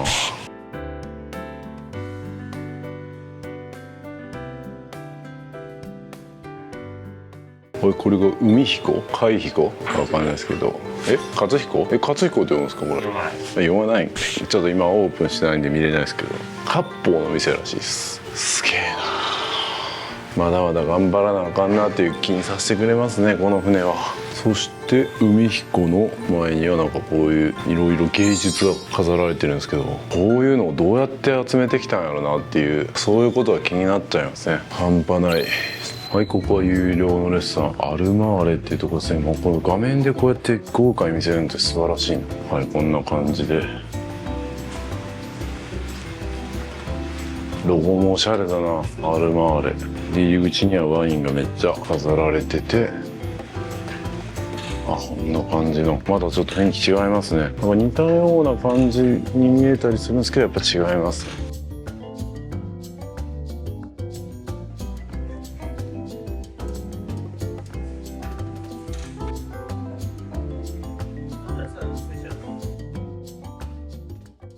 ビュッフェの奥にこのグリルレストランパペンバーグっていうところがあって、ここは予約は必要なんですけども無料でいただけるということですね。さっき見た割烹の店とパルマーニでしたっけ、そこは予約が必要でさらに有料なんですけど、それ以外のところは予約が必要なところも無料でいただけるということですね。でその予約は、今ちょっといろいろ変化中らしいんですけど、スイートとか泊まってる人は事前に予約ができると。で僕たちみたいなバルコニーの部屋に泊まってる人はアスカクルーズが始まってから予約をするみたいな。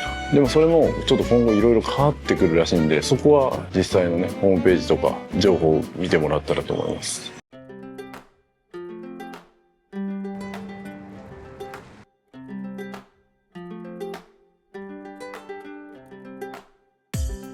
これが船尾の方ですか。これもすごいな、映え映えやん。でも映え映えなんかで撮影する人はここには乗らないですからね。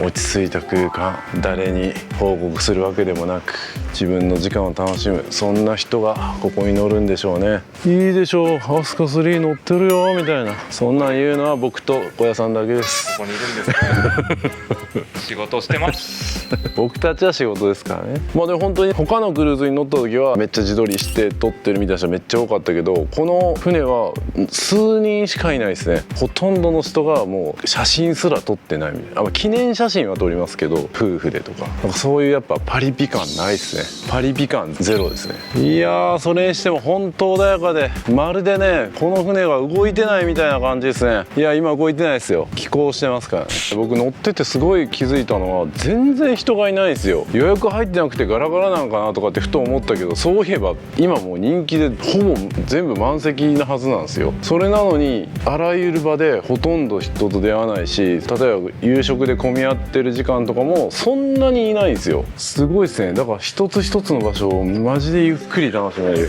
昨日も深夜2時とかにパソコンで作業してるの僕だけでしたからね。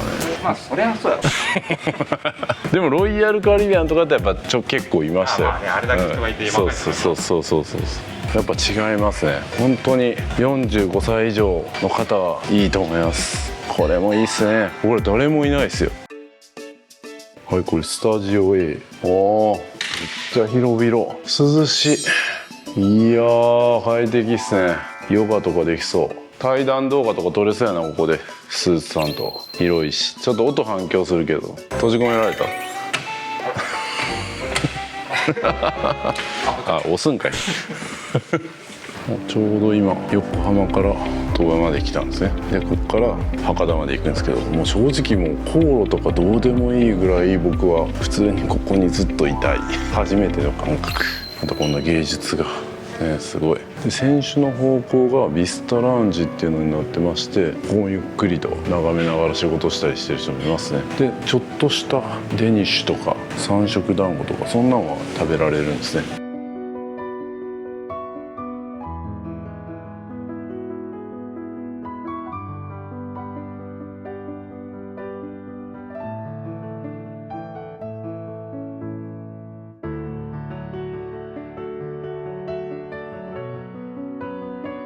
ここにはステージもありますね。きっと夜とか生演奏するんでしょうね。ここに船の模型があるっすね。豆引けるんですね。あんな船首にあんなプールもあったんや。すごい。これ真ん中のプールやね。でテニスコートとかあって、でこの船尾の方向にいろいろあるんですね。で僕らの部屋はどこかな。多分船首の方ですね。船首の方の多分この辺かな。でよく見たらこれ飛鳥2だった。違うや、なんか微妙に違うなと思ったんですよ。飛鳥2でした。これは飛鳥2も来月乗るからな、楽しみです。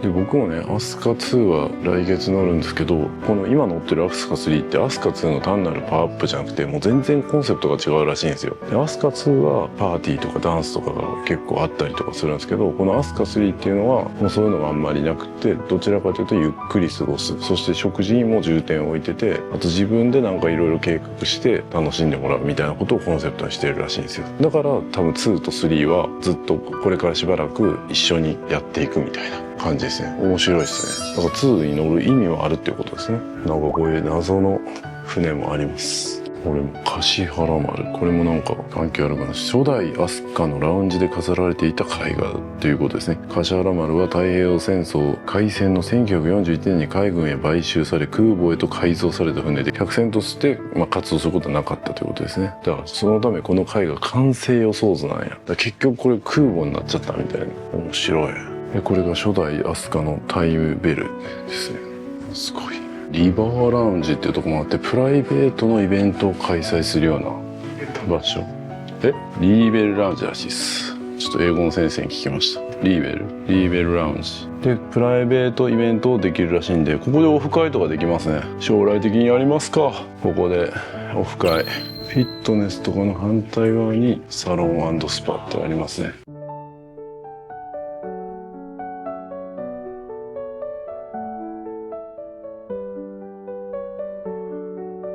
スイートルームとかだとこのナギっていうオリジナルブランドが置かれてるみたいですね。ここでヘッドスパなんかができるみたいですね。あ、すごい。これは景色いいな。海を見ながらできるんや。じゃあなんかエレガントに決めるときはここでヘッドスパしてヘアメイクしてもらうみたいなね感じか。ここでカットもできるそうで、どうですか小屋さん。カット結構伸びてるんじゃないですか。森さんのおごりで。おごりってやるんや。広々した感じですね。ちょっと空いてるとこ見させてもらおうか。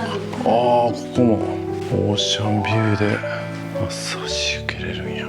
これは最高っすね。はい、でここでネイルなんかをやるみたいですね。素晴らしい。ここはなんか待合室みたいな感じ。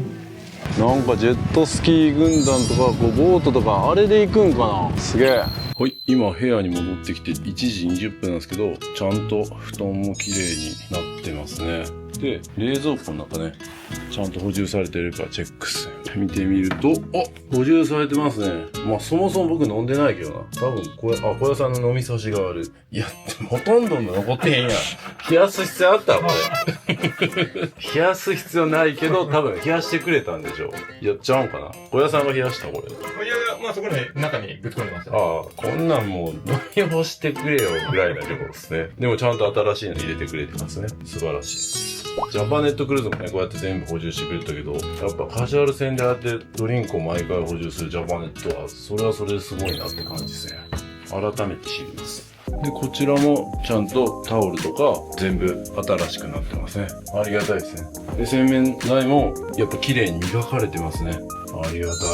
はい、それでは昼のエムズガーデン行きますね。初めてビュッフェでちゃんといただこうと思います。ちゃんと手を洗うところがあって、食器類もあります。食器類もやっぱちょっと上品な感じですね。で、コーヒーなんかも入れれて、紅茶もあります。そこそこやっぱ人いる感じですね。今の時間は。もう、ローストポーク、ローストチキン、ポーク、うまそうなものがいっぱいあるな。マカロニ&チーズ、ミシュカキ。どこの国これ？ウズベキスタンね。ウズベキスタン。で、これがバックヘンデルウィン風フライドチキン。これがビーフシチュー。で、チキンのカダイフ包み。トルコですね。トルコ行きますよ、今度。で、サバのフライ、バジル風味。サバこれ合ってる？多分違います。絶対違います。ちゃう？鈴木かな。鈴木？これ鈴木だったっすね。鈴木のフライ、バジル風味。さすが小屋。さすがですね。漢字の小屋ですね。旅館パワー。はい。ビーフストロガノフ、ロシア。で、インドネシアのサテアヤム、ピーナッツソースをつけた焼き鳥。で、うまそうなパインとグレープフルーツ、オレンジ、メロン。ね、いろいろフィナンシェみたいなのがある。なんとこれ長持ちとかいただけるじゃないですか。嬉しい。なんとシャインマスカットもいただける。そしてスイカも切ってます。なんと旅行とかで大体あるクレミアじゃないですか、これ。それもいただける。半端ないっすね。これもいただける。めっちゃ美味しそう。ジェラートもめっちゃいただけるやん。これは嬉しいなぁ。めっちゃ美味しそう。で、チキンカツ。名前書いてません。で、若鶏ごま焼き。カツオの金山寺味噌焼き。豚の角煮です。オクラとトマトのとろ玉スープ。フォッカッチャバターロールあります。サーモンのセビーチェ。テロップついてください。カプレーゼ。ほとんどないや。千湘南のおひたし。読み方わからん。なんとカオソーイあるじゃないですか。ちょうどチェンマイ行ってきたばっかりでカオソーイ食べましたね。チェンマイ風カレーラーメンですね。うまいんすよこれまた。稲庭うどん。秋田ですね。小屋さんとジャパネットクルーズで食べたな。秋田に行かなくても秋田は味わえる。オニオンリング、ハバネロ、ポークカレーもあります。これがポークカレーですね。美味しそう。オープンツナサンドうまそう。これグリルチキンサンドもめっちゃうまそう。ビーフハンバーガーもその場で作ってくれるんや。めっちゃうまそう。もちろんサラダもあって、メランジェサラダ、グリーンオリーブ、キュウリスライス。トマトあります。でドレッシングも和風ドレッシング、青じそドレッシング、ごまドレッシング、フレンチドレッシングがあります。で牛乳トマトジュース、氷点下ハイボールは飲めるんですね。あとワインも飲めます。スパークリングワインとか。そしてこちらにある多いお茶とか忍者エールとか復刻エスサイダーとか、あとクリームソーダスマックゴールド、うまそうですね。この辺いただきます。そしてめっちゃ美味しいリンゴのジュースにアイスティー、黒ウーロン茶、アイスコーヒーなどがあります。はい、オニオンリングプレーンで、ここではビールを飲むことができますね。パルミット、ヤシの新芽の芯やってビーフハンバーガーを頼んでみまし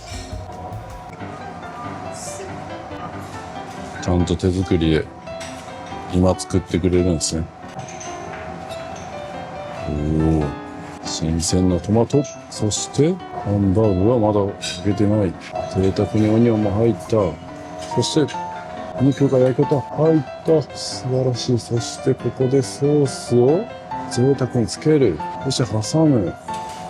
僕のサラダのとこに入れてもらうことにしました。Thank you. Thank you. ありがとうございます。うおー、肉頼もうと思ったら肉もうなくなってる。なんでやねん。こんなんもありましたね。カインチュアトメ。これはベトナムエビとタマリンドの酸っぱいスープ。あ、なんか巻き寿司みたいなのも出てきたな。やっぱ時間帯によって変わってきてるんかな。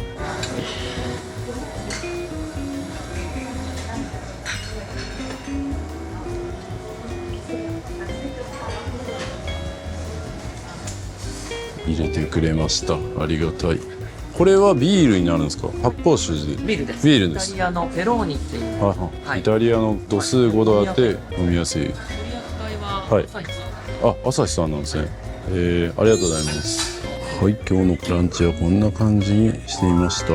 で、ところどころね、外国のものが置かれてるんですよね。このペローニっていうのもイタリアのビールということで、あとインドのものだったりとか、ウズベキスタンとか、ベトナムとかね、タイとかいろいろありました。やっぱりね、このアスカに乗る人ってもう多分、年配の人でちょっと海外行くのしんどくなっちゃったな、みたいな人もいるんじゃないかなと思うんですよね。それがここに乗っていながら、ちょっとした海外気分を味わえるっていうのは考えられてるんですね。すごいわ。このハンバーグもね、ハンバーグがアメリカに行った気分になるし、みたいな。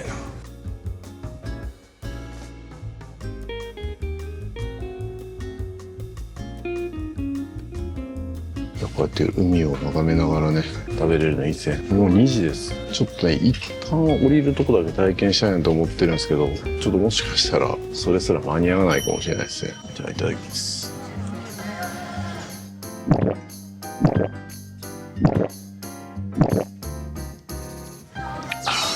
ジェラート、アイスクリームとかクリーミーアイだったっけ、旅行とか行ったら有名なやつありますよね。あれも無料です。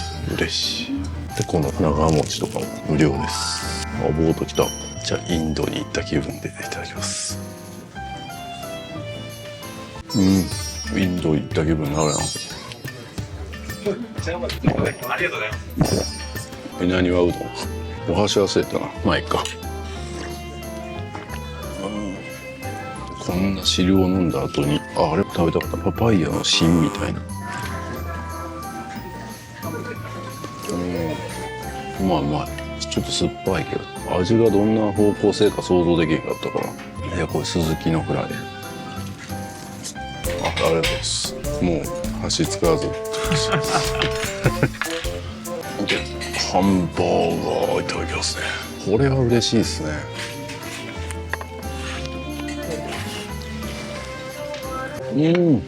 こんなん伊勢とか降りてこういうハンバーガー屋さんでハンバーグ食べたら1500円はするっすよ。35万円で食べられますか？安いっすね。ビールなんかもつけたら2000円ぐらい取られるから35万円払えば全部無料です。何も気にしなくていい。降りなくてもいい。夢の空間来れます。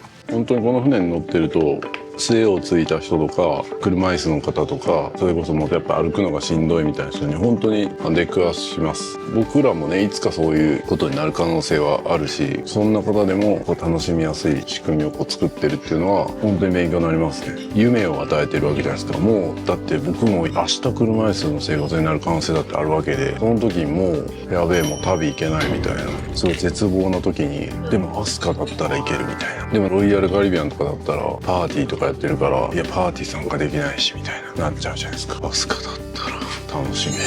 まさに飛鳥ですね。まだ飛び立てる、そういう気持ちにさせてくれるんですよ。昨日スーツさんも言ってましたけど、飛鳥4、5、6とドラクエみたいに多分どんどんナンバリングしていくと思うんですけど、これから僕も生きてる間に飛鳥10ぐらいまでは見たいですね。楽しみです。全部見てくださいね。動画未来に出すんでチャンネル登録して待っといてください。じゃあもうちょっとフルーツの味だけレビューしておきます。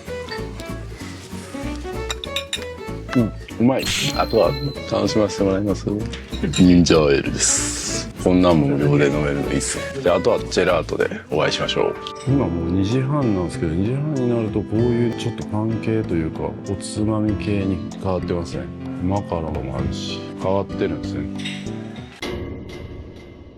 なんとクリーミー終わってるやん。なんとクリーミーを食べたかったのに終わってる。無念すぎる。こんな船の中で定休日とかなるさっきあったやん。でもジェラートはいけるっぽいね。ジェラートにしよ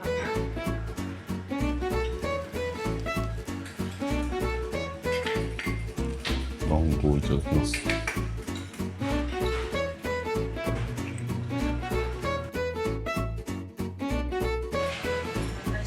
それではクレーミーは食べたかったけどジェラートだけになりました。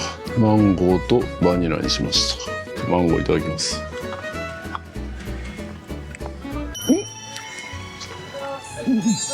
うまっ。ちょっと思ったよりでかい声出てます。うまっ。これバニラもうまいよ。これ絶対うまい。バニラも美味しいし、マンゴーがまたマンゴーそのまま食べてるみたい。セブンイレブンとかでありますよね。なんかマンゴー丸ごと食べたみたいな、それっぽい。最高。はい、もう3時10分で4時までに寄港地かこっちに戻ってこないといけないんで、今からその逆に寄港地の方に出れるかわかんないですけど、ちょっと出たらどんな風になるのか、行けるんだったら試したいと思います。多分無理だろうな。はい、5階まで降りてきました。上陸ボートの利用は 4DK 後方のボート乗り場にて案内しております。お、しかもなんか水とかも用意してくれてる。ここですね、4階デッキ。最終ボートが16時やからマジギリやな。向こうの席を4時出発が最初なんですけど、ちょっと一回これ乗ってみたいな。あ、わかりました。6月まで少々お待ちください。はい、ありがとうございます。何分おきから出てるんですか。大体15分に1本ぐらいでしょうか。はい。何人乗れるんですか。最大で今は50名様ほどで。あ、50人乗れるんですね。はい、基準値が人数が変わるんですけど。マルチで。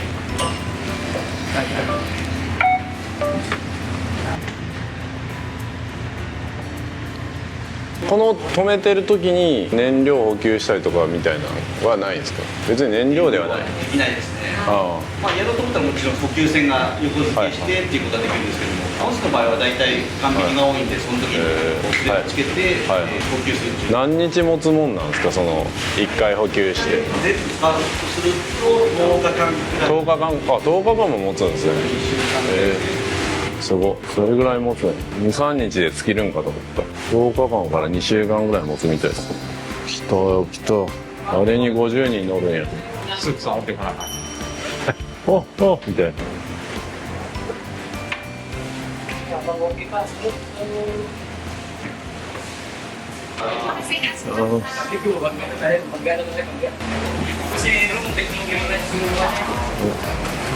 な感じなんだ。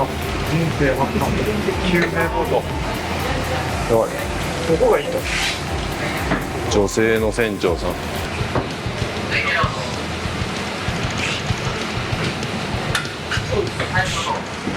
まだ出発してますね。すごい。楽しい。バカでかい船からちっちゃい船で緊急脱出します。しかも女性が運転してる。すごい。来たー。自宅は文化ばっかりしたいいナイトですね。だいな。うわ、引っ張った。うわ、結構横揺れするなこれ。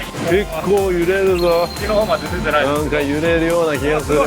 この位置からクルーズが見られる。そんなんしてる前ちゃうわ。したがって来たー。なんかちょっとしたアクティビティみたいで楽しいじゃないですかこれ。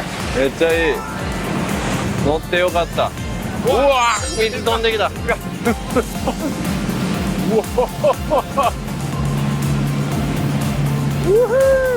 気持ちいい。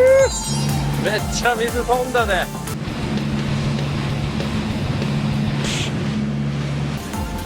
帰ります。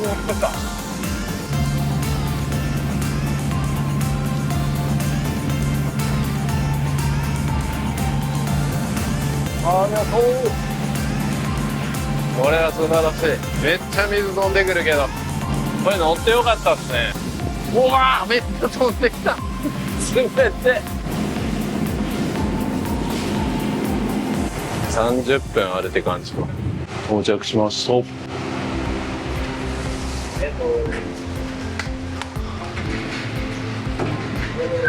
到着しましたね。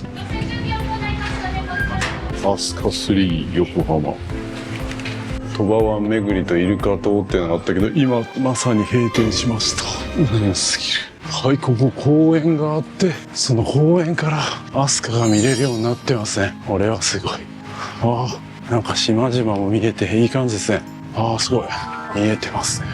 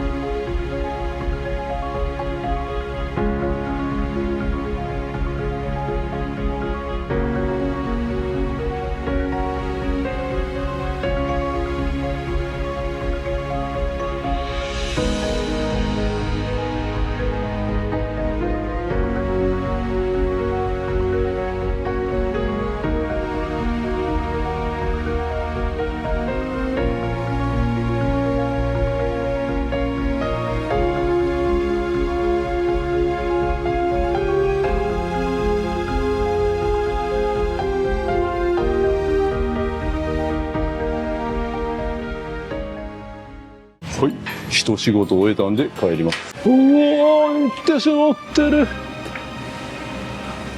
ありがとう。俺も乗りたかった。さすがにもう僕らだけしか乗らないっぽいな。最終便僕ら以外いません。贅沢に貸し切りで船乗れるんすね。最高。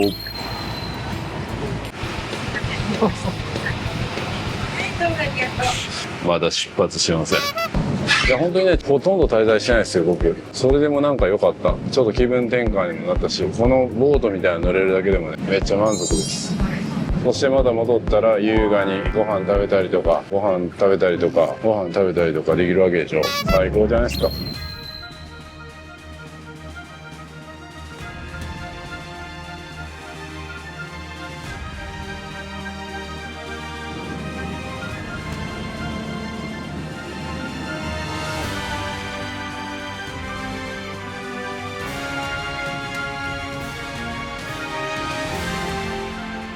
はい、滞在時間30分で再び船の方に戻ってます。で、これ最終便なんですけど、最終便は結構たくさんの人たちが乗ってましたね。多分ね、バスで降りてきた人たちだったんで、ツアーに参加していたんだと思います。乗る前にいろんなここのそばのエリアを巡るツアーは募集されているんでね、それに申し込んでおけば有名どころ簡単に気軽に巡ることができると思うんで、自分一人で観光できるか不安な人でも安心ですね。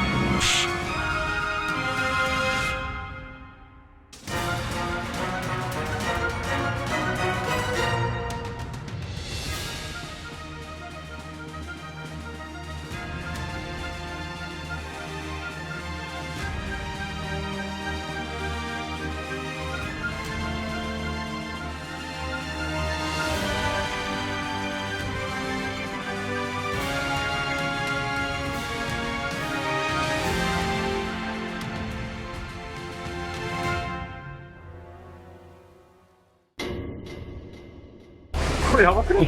やばい。ちょっとなんかめっちゃ揺れ出して。風と風が強くなって。これ入れないぞこれ。これはやばい。これ嘘の揺れじゃなくて本当の揺れや。僕ぐらいの若い人だったら思い切りジャンプして大丈夫だと思うんですけど。あ、ちょっと緩くなってきたか。ヘルプが。チャンス。よし、いった。今緩いうちに行こう。さっきやばかったですね。だいぶ緩くなった。僕が揺れを呼んでしまったかもしれないですね。これもキルリュックでここに入れてるからね。ありがとうございます。楽ちん、キルリュックよろしくお願いしますよ。こんなザ・リンクスっていうゴルフシミュレーターがあるんですね。僕みたいなプロゴルファーにはもってこいですね。さあセレモニー始まるんか。優雅に泳いでる人もいるな。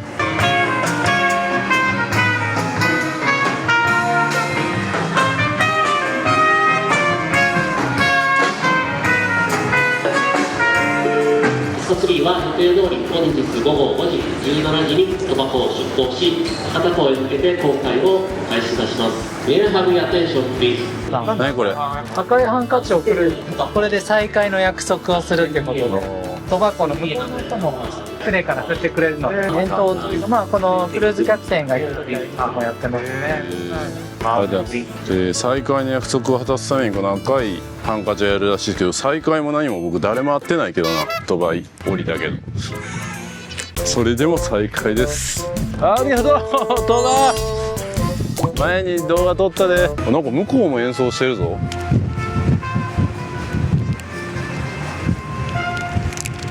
ありがと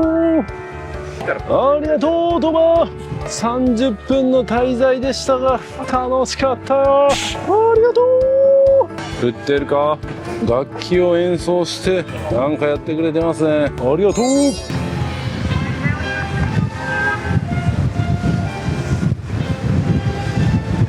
りがとう。ありがとう。旅立ちことし。ありがとうございました。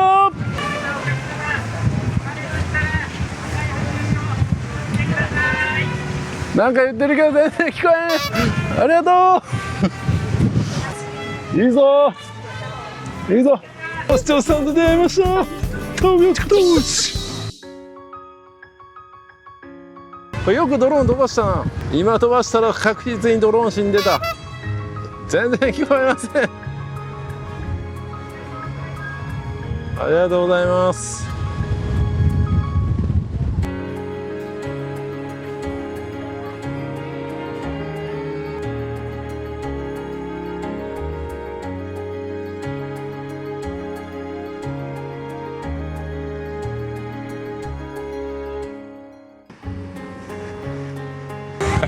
いいっすね。映ってもいいですか。大丈夫ですか。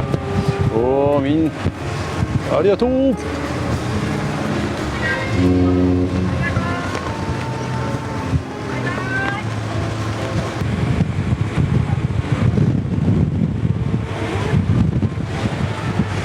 風強くてやべずら取れそうで赤旗あげなあかん。それ白旗か。どっちやねん。風強っ。うわありがとう。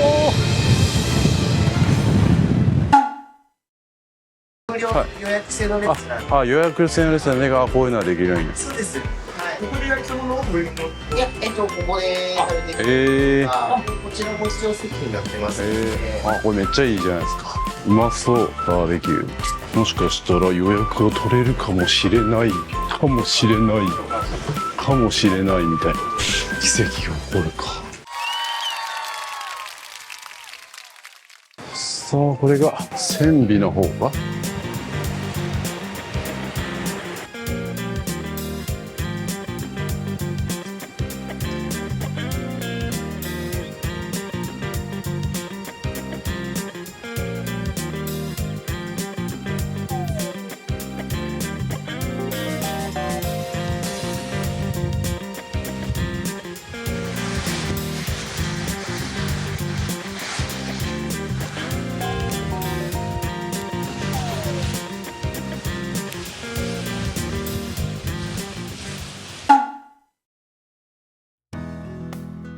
らっしゃいませ。いらっしゃいませ。ありがとうございます。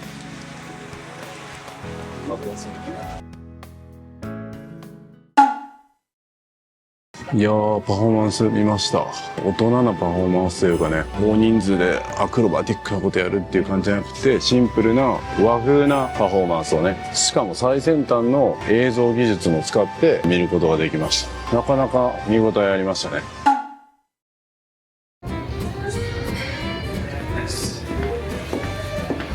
はい、今日もいただきます。はい、今日は何を頼みましょうかね。昨日頼んでないものを頼みますかね。ザク、いただきます。三重にいるんでね。赤イカのレモンアンチョビマリネです。魚の盛り合わせ来ましたね。昨日はマグロとカンパチだったんですけど、今日はマグロとタイになってますね。はい、これがポロネギとチキンのスープです。なんやポロネギって。北海道産もも肉、小屋さんからいただきます。はい、それではね、いただきたいと思います。三重県なんでザク、いただきます。チンしたらダメなんで。私のチャンネルには強力なマナー警察いるんで、いただきます。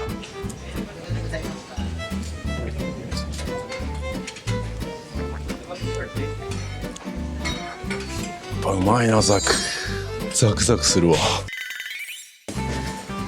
まさかの、マジかよ。まさかの僕の後ろに某大御所スーツさんがいます。スーツさんに言っとこうかな。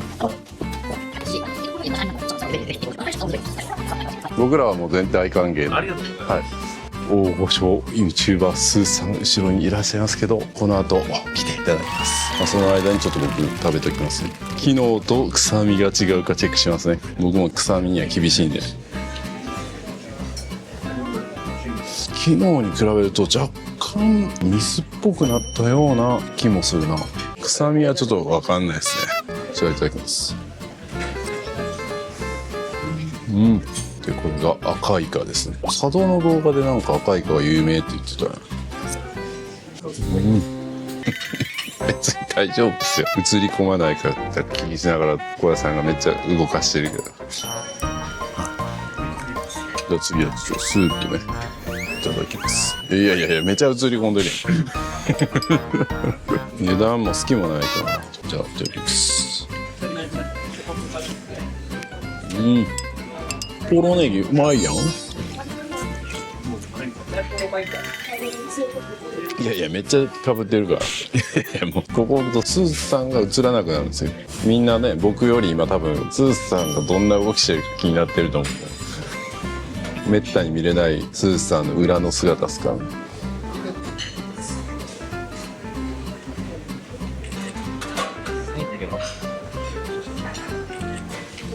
あ、そうそう、スーツさんのね、喋る前にちょっと僕は言っとかないといけないことがありましてですね、今日エレベーターに乗ってる時に、まだご年配の方が、アスカ3よりアスカ2の方が良かったみたいな話をされてて、なんでですかみたいな感じで聞いたら、こういうタブレットでメニューを選んだりとか、そのテレビで今日のイベントを確認できるのが、そのハイテクすぎてわからんとか、そういうことをおっしゃってました。で、これすごい学びになるなと思ってて、確かにその通りだと思うし、とはいえ、じゃあそれでまた昔のように神だけに戻すのかみたいなことをすると、本当に今の日本の状態だから、他の国にどんどんこう置いていかれてるわけじゃないですか。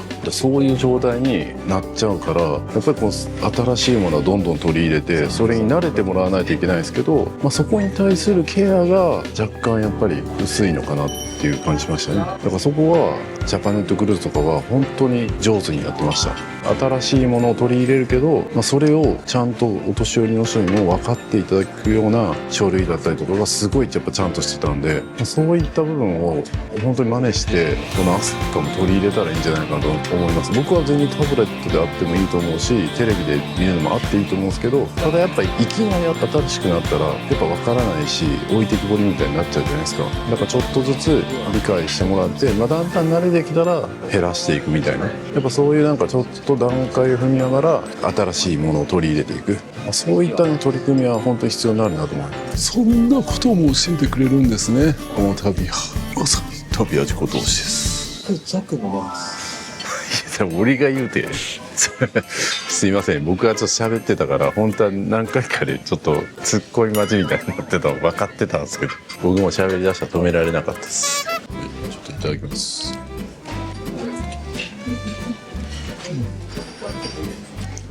うまい、肉うまいっすね。これがメインでもええわ。ザクやっぱうめえな。ザクザク飲めるわ。小屋さんが全然突っ込んでくれません。あ、ごめんなさい。もう一回言ってください。いや、もう大丈夫です。2回言うと恥ずかしいやつなんで。仁淀のうなぎ、仁淀行きてえな、仁淀ブルー見てえな、仁淀ですよ。はい、仁淀のうなぎいただきます。名前何やったかな。仁淀うなぎ。全部食べたんですか？ダメだった？あら、僕が食べたかった。そんな時も大丈夫。もう一回頼めばいい。すぐ出てくるから。喧嘩なし。飛鳥では平和な。普段は喧嘩してる同士でも。いや、6個欲しかったのに。6個も食べられるのに、あと2個食べたかったんですけどね。いや、そうやったらもう後でまた僕が4個食べます。いただきます。うなぎ。まさかこんな船の上でうなぎ食べられるとは思わんやん。いただきます。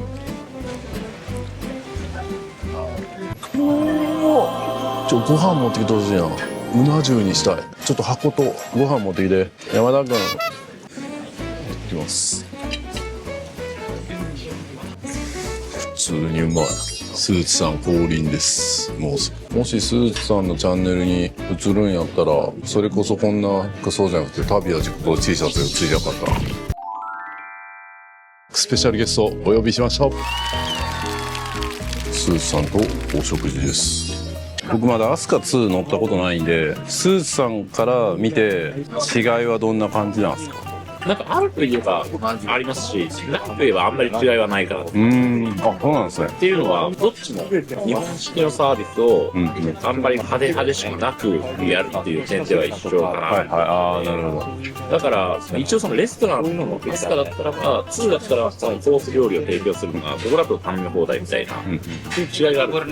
だから、全然違うっておっしゃる方が常連の方は多いんですけど、まあでも、そんなに大きな違いはなんか感じないかなっていう気もしますね。僕来月アスカ2乗るんですよ。乗るんですね。本当はアスカ2で神戸発の小笠原行くやつ乗る予定だったんですよ。それが欠航になって、そうでしたね。代わりにその名古屋に来街になって1日伸びるけど同じ料金で帰れますみたいになって、だから僕としてはもともと島が得意だから、ついでに小笠原行けたらよかったですね。そう、一番いいじゃないですか。はいはいはい。2つ要は世界一楽に小笠原ショッピングをみたいんで、そういう切り口で出そうかなと。だから逆になっちゃって、先3からだったから。なるほど。だから楽しみですよね。なんか結構イベントとかは2の方が多いみたいな。船内の、なんか運動会とか確かにそうありますもんね。運動会ありますあります。すごい。そう結構でみんな参加されるんですけど、確かにまだなんか3の方は分かんないです。慣れてないのかもしれないですよね。まあちょっと分かんないですよね。僕もアラフィフなんで、こういう落ち着いた感じはすごいいいなって。いやなりますよね。そうウォータースライダーがみたいなのがあるのはまあそれはそれでサービスとしては重要だなっていうのは分かるんですけど、自分たちはもう別にいいじゃないですか。撮影だから乗るけどみたいな。そうなんですよね。そうそれはめちゃくちゃありますよね。裏話の方が気になるんじゃないですか皆さん。うなぎ美味しいですよ。食事も注目してくださいね。ちょっとこのパスタやっときますね。レビュー。パスタ初めて出ました。料理ガイドさっき部屋でいろいろ見させていただいたんです。ポスターにお二人とも乗られてましたよね。そうです。そうですよね。僕ポスタとあとロイヤルカリビアンのアイコンオブザシーズっていう。アイコンに乗られたんですね。あと MST も乗ります。これはやっぱ全部そのウォータースライダー系の。そうですね。なるほど。そうダブルコスタとロイヤルカリビアン。僕はクワンタムオブザシーズってやつで、あとジャパネットクルーズ。じゃあベリシマに乗られたんですね。そうですね。なるほど。スライダー系です。僕はなんかこうダンスとかそんなに得意じゃないから。ダンスってのもあるんですか？みんなでなんかワイワイ踊ったりするじゃないですか。スキーが結構欧米戦はあるので。確かにそういえばありますね、そういうのね。なるほど。そうか、スーツさんはそっち系って持ってないんか。ディズニーに乗っディズニーは乗ってますよね。そうなんです。でも意外と外国籍のクルーザー乗ってないんですね。なんか、そういうのやってもいいなとも思ってるんですけど、日数がかかるのと、やっぱ競合になっちゃうかなと、他の方とのなんか再生数の食い合いになっちゃうかなと思ってて、どっちかっていうと、例えば、街の郷土資料館みたいなの結構スーツチャンネルで再生してもらえたりとかするんで、そういう方面に特化とかした方が、お互い食い合いにならなくていいのかなっていうのはあるんですよね。食い合いは考えますよね。そう特に僕とかその小屋さんと一緒に行くから、しかも同じタイミングで同じようなの乗ってるから、同じ感じで出したら絶対食い合うじゃないですか。そうなんですよね。だからやっぱどっちも見ても楽しいってなったら別に喧嘩しないで。そう。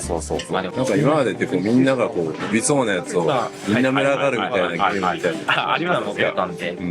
みんな青ヶ島行ってドリニックなんで。だから僕島とかよく出してるのにまだ青ヶ島行ってなくて、なんか嫌なんですよね。行きたいんですけど、みんなが猫も借子も考えてますね。そう。でも僕長野の善光寺でタクシーの運転手さんから聞いたんですけど、青ヶ島にはとっても興味があるからいろんな人が出してる青ヶ島の動画をいろいろ見たいっておっしゃってて、なるほど。そういう見方もあるのかと思って、だから僕は青ヶ島の動画ばっかり見てるんですよって言ってました。そういう人もいる。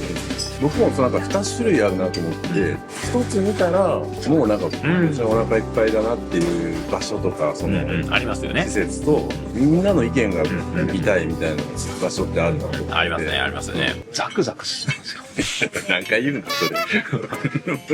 すいません。いやくだらない。そんなくだらないこと言ってんなって。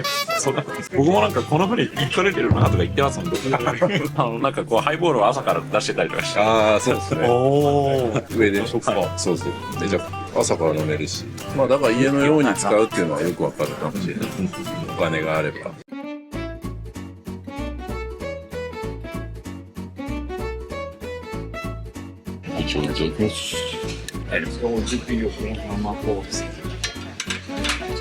れが無限に食べられるんです。すごいな。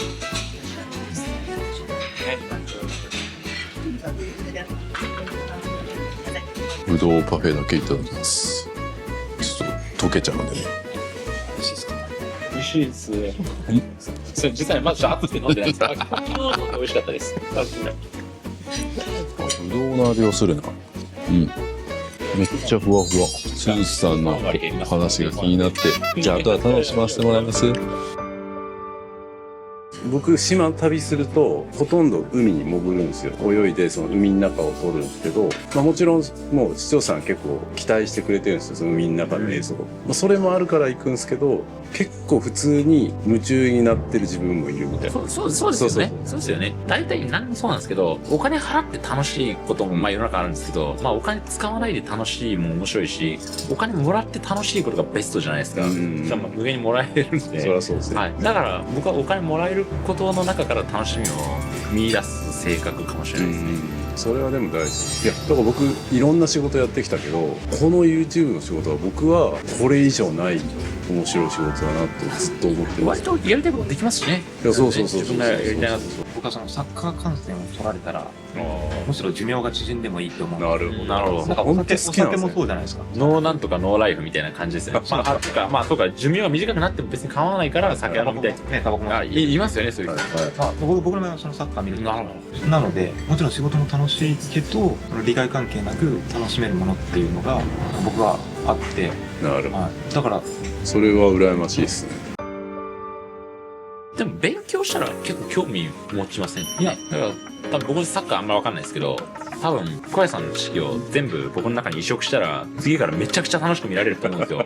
ただ僕電車マニアやってるんで結構感じるんですけど、電車マニアの人電車本位の生活をしてて、電車が全ての価値観の尺度になってるところが自分もあるなと思ってて、だからつまり JR の電車の写真が面白く撮れたら幸せで、撮れなかったら不幸みたいなで、撮れないと不幸だから駅でめちゃめちゃなんかでかい声出してお前画角に入ってくんじゃねえみたいなあるじゃないですか。あれは価値観としては要はそこがその自分の人生の幸福か不幸かの境目なんで、それ全力で守るためにああなるっていうのは理解できるんですよ、僕結構。うなるほどな、罵声とか上げてるの、それ必死になるじゃないですかやっぱり、で周りの目もなりふり構ってられないですし、まあ、やったことないんですけどなのであんまりなんか詳しくなって特定のものに入れ込みすぎると最後はそこに行っちゃうんじゃないかっていう恐怖はあります。さっき勉強したらいいっていうのにつながってると思ってて、ハマるのも勉強も必要だけど抑えるのもいろんなことを知ってると抑えられるみたいな。だから例えば僕もお酒も食べることめちゃくちゃ好きだけど毎日別に飲まないんですよ、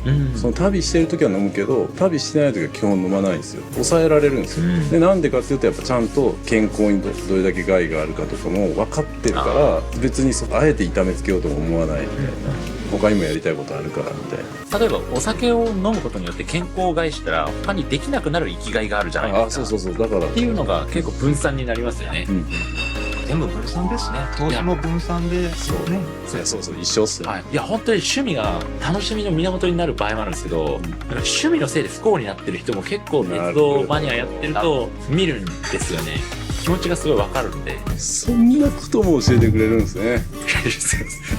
いや、そのネタ知らないんで。そうか知らないです。旅は自己投資ですね。そういうことですね。そう旅。T シャツ。T シャツ。よく見たらいらない。いやいいなと思って見てたんです。いいですよね、そういうフレーズがある。そうなんです。いつも着てるんですけど、ここではちょっとね、さすがに着れない。着てないです。本当は着ていくべきだって聞いた。どういう意味なんですか。まあもちろんその大体差しはつきますけど。いや僕がなんかもともとその旅が全然好きじゃなかったって言ったじゃないですか、でそのビジネスの世界に走り出して稼ぎ出す前に初めて出張でどうしてもエラーが出てる原因を突き詰めたいって言ってネットショップやってたお店やったんですけど、で香港で仕入れてたから香港に初めて行ったんですよ、2005年ぐらい。じゃあもうめちゃめちゃエキサイティングな時、もう今から来るみたいな。でその時に衝撃受けてもう日本ナンバーワンだと思ってたからこれ負けるやんみたいな。でやっぱ世界見なあかんと思ってそこからお金ないなりになんか毎年ちょこちょこいろんなとこ行くようになってで起業して、ある程度稼ぎ出したら毎月行けるじゃないですか。で毎月旅をしだしてじゃあ旅すると、それこそいろんな人と出会ったりとか視野も広がるし今まで許せなかったものが許せるようになったりとかして、収入も上がっていったんですよ。だから旅をすればするほど稼げるぞっていう投資。本当にもうそういう意味なんですね。投資っていうのはまさに。そうなんですか。いや僕もね投資感はあったんですよ、僕はなんかそこまで正直考えていなかったんですけど、記憶に残る旅行をすると、後で思い出が配当金としてずっと返ってくるんで、なるほど、それが結構いいなと思ってですね、すみません僕はその程度いや結構投資感はありますね。いやめちゃくちゃでもやっぱそれはありますよね。せっかく時間を費やすんだったらなんかそれから学びを得たいってありますよね。それはありますよ。20代でこんなに出てるのに本当達観してるです。でもどうなんですかね。27歳でこれの人っています？でも初めて稼ぎ出した人はやっぱ天狗になると。それはでもそうですよね。それはでもなんかいいんじゃないですか。なんかね、人生で一回もそれ体験しない。そこで一回なんかへじ折られてみたいな。それもセットなんかなみたいな。確かに。いや素晴らしいいい話ですね。面白く勉強させていただいて。小屋さんももうサッカーだけじゃなくて野球とか見たらいいんじゃないですか。いやサッカー見たいんで野球見てる暇ないです。YouTube 頑張ります。あとね YouTube から派生していろいろ学べますしね。そうですね。ありますよね。間違いないです。非常になんか客船らしい時間の過ごし方でいいですね。そうですね。これ客船ってやっぱやることがないので豪華な食事とともにこう社交を楽しむみたいな。飛鳥も結構そういう設計だと思うんですよ。なるほどな。なのでなかなか結構いい。飛鳥2だとですね、すごい違いがそういえばありました。大きな確かテーブルを囲んで食べるようなあれが場合によってはあったと思うんです。確かそういうのがあったと思うんですけど、まさにそれだとお隣の方とかとおしゃべりしながら、それも醍醐味ですよね。やっぱ結構クルーズ旅行。そうなんですよ。これに乗るような方なんで、それなりに話はみんな面白いと言ってください。いろんなことを成し遂げてる人が多いですもんね。何らかのこう引き出しを持ってらっしゃいますよね、みんな。なんか他の船の話とかもね、飛鳥はこうで日本丸はみたいな方とかもいらっしゃるじゃないですか。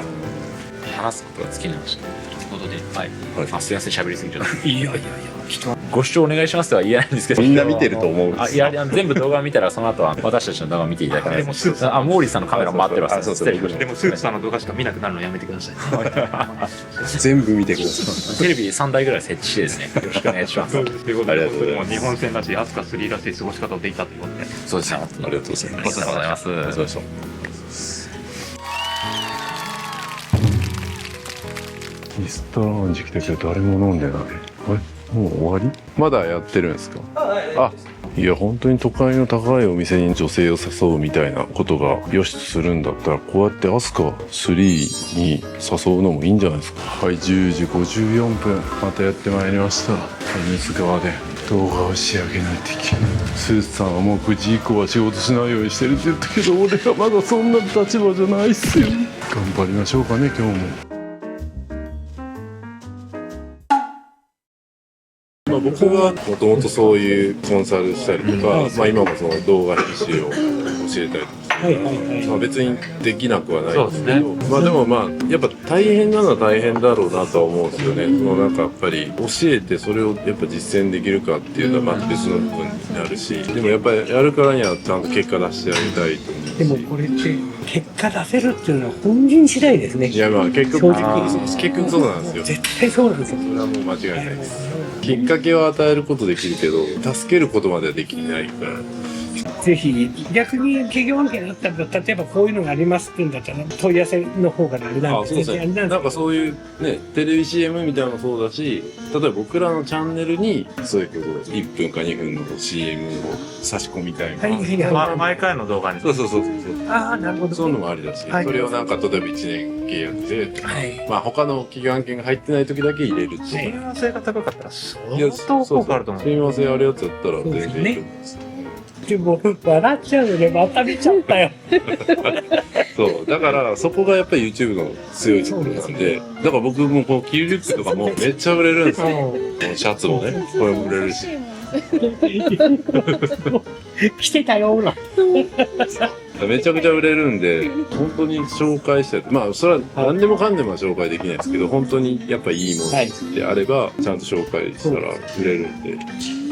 まだ僕らが気づいてない何かもきっとある。いや、僕らは弱点は営業してないから、もう来るオファーに対してジャッジして交渉はするけど、本当だったら例えばですけど、スーツケースのエースさんとかにちゃんと営業してやれば、もしかしたら毎月100万でも入るかもしれないのに、それやってないから、なんかそういうのやってくださるところがあれば、僕たちとしてはありがたい。でもやっぱ今は僕たちは営業の仕組みがないから、自分たちですればいいんですけど、そんな余裕が今はないから。自分で自分を売るって難しいじゃないですか。いや、そう結局僕らもタレントを売れないから僕らが全部それをやってるんですけど、でも極端な話、今僕らは YouTuber さんのことタレントっていうふうに考えたことも考えるようによったら一緒ですよね。そうだと思うんですよ。タレントさんなんですよね。極端なし、案件がいっぱい来る方がいいですよね。そうだからそれで知名度が上がって、いろんな企業さんが僕を知ってくれて、案件最終的に来るので全然いい。だから俺たちが言ってる営業が案件だよね。そう。こんな話してもらえるとね。いや。時間をなんかこんなすみません。ありがとうございます。2人の時間を。めちゃくちゃありがたいです。いやでもこれが本当アスカですね。いや普通だったらね、ただ視聴者さんに声かけられて別にその人が何者かなんてわからないけど、でこんな時間も取れない。いや偶然にも何回も会いましたもんね。びっくりしちゃってね。さっき YouTube に例えば本当にコロッケさんが出るみたいなんだったら、それはそれで本当にでも面白い。コロッケさんっていうのはその SNS じゃなくてテレビの人なんで、どちらかって今も来週から始まるんですけど、明治座っていう舞台で1ヶ月公演で、それが終わると今度大阪の新歌舞伎座で1ヶ月公演、あと九州博多座、あと名古屋の三園座っていうところで1年間に1ヶ月公演を4回やるんですよ。だけどそこで1000人のとこずっと満タンに1ヶ月してるんだから、やっぱりお客もいるじゃないですか。だけど正直コロッケさん怖がってるのに、正しくやっぱり自分の番組が終わるから、テレビが終わるから、次のメディアをやっぱり持ってたいっていうので、よく話すのは、俺じゃ TikTok かな。いや、コロッケさん普通に YouTube 伸びると思うけど。コロッケさんが、俺やりたいんだよねって言ったら、じゃあ、もしこうやってみたらどうですかって、要はアドバイスをしてくれるお仲間として仲間になってくれて、逆になんかこういうのにコロッケさん出てくださいよした時に、あ、いいよって感じで、それいいっすね。そういうのがいいよね。重たくなくて。いや、なかなかすいません。ありがとうございました。またぜひ。はい、よろしくお願いします。ありがとうございました。動画楽しみにしてます。ありがとうございました。ありがとうございます。ありがとうございます。ありがとうございます。はい、夜は今日はなんか白いたい焼きみたいなのがあるな。微妙にちょこ変わってるね。フルーツは一緒。肉食べれるな。すごい、これ何？こんなん夜食えんの？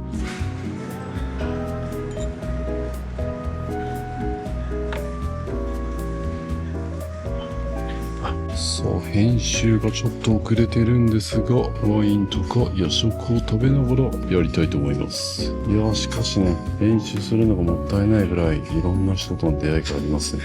これはハマるわ。はい、今もう12時超えて12時6分ですけど、まだコーナーいただきます。最後、肉がもうあったんで取ってきました。こんな夜中の12時からやばい肉いただきます。めちゃくちゃうまい。最高ですね。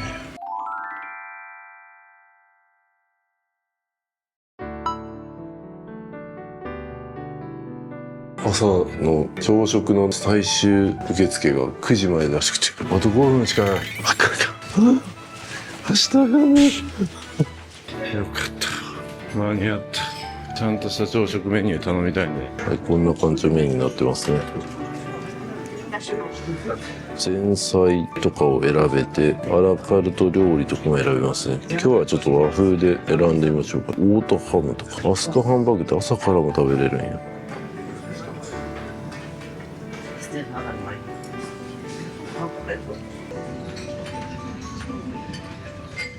はい、今日選んだのはこんな感じですね。これが金目鯛ですね。本日のお魚、そしておかゆ。これはね、セットか。おかゆセットに入ってたのかな。で、サラダとだし巻き。そして、これもセットに入ってたのかな。納豆ですね。で、これもどっかのセットに入ってた。味噌汁。そして、お茶ですね。これ僕頼みました。これそれトマトジュース来てないな。トマトジュースも頼んだけどな。トマトジュースもちゃんと来ました。で、ヨーグルトとフルーツも来まして、気がついたらとんでもないボリュームになってました。まだ起きて30分も経ってないぞ。大丈夫か？和前菜にこのいくら醤油漬けと海鮮漬け、そして納豆とコンビネーションサラダがついてるんですね。で、本日の焼き魚。で、味噌汁の方はおかゆセットの方について。法のものって書いてるけど、法のものついてきてない？あ、そっち。まあいいか。じゃあいただきますね。トマトジュースね。ピボットでね、オレンジジュースとかは肝臓よろしくないってね、あったんで、トマトジュースがまだいいと。これはトマトジュースなんですよ。オレンジジュースが一番良くなくて、その次グレープフルーツでリンゴジュースでパイナップルジュースみたいな、なんかそういう順番の。でもお酒が一番良くないですよ。いや、そうっすよ。お酒飲んでるじゃないですか。別にただ僕は健康だけを目標に生きてるわけじゃないんで、健康には生きてますけど、でも好きなことを我慢してまで生きるっていうのはまたそれはそれで健康を害すると思うんですよ。全ての欲をこう抑えるっていうのはね、人間でバランスが大事なんで、だからたまにオレンジジュースも飲んだらいいと思います。オレンジジュースをどうしても飲みたい時は飲んだらいいと思うし、お酒飲みたい時は飲んでもいいと思う。健康志向のスーツさんも納得だと思います。スーツさんはちょっと今健康にめっちゃ振り切ってる感じですけどね。でもそういうね、人生って余白も大事だね。私の方がおそらく年齢が上だと思われますのでね。いただきます。上の人が服気にするんやけど。いただきます。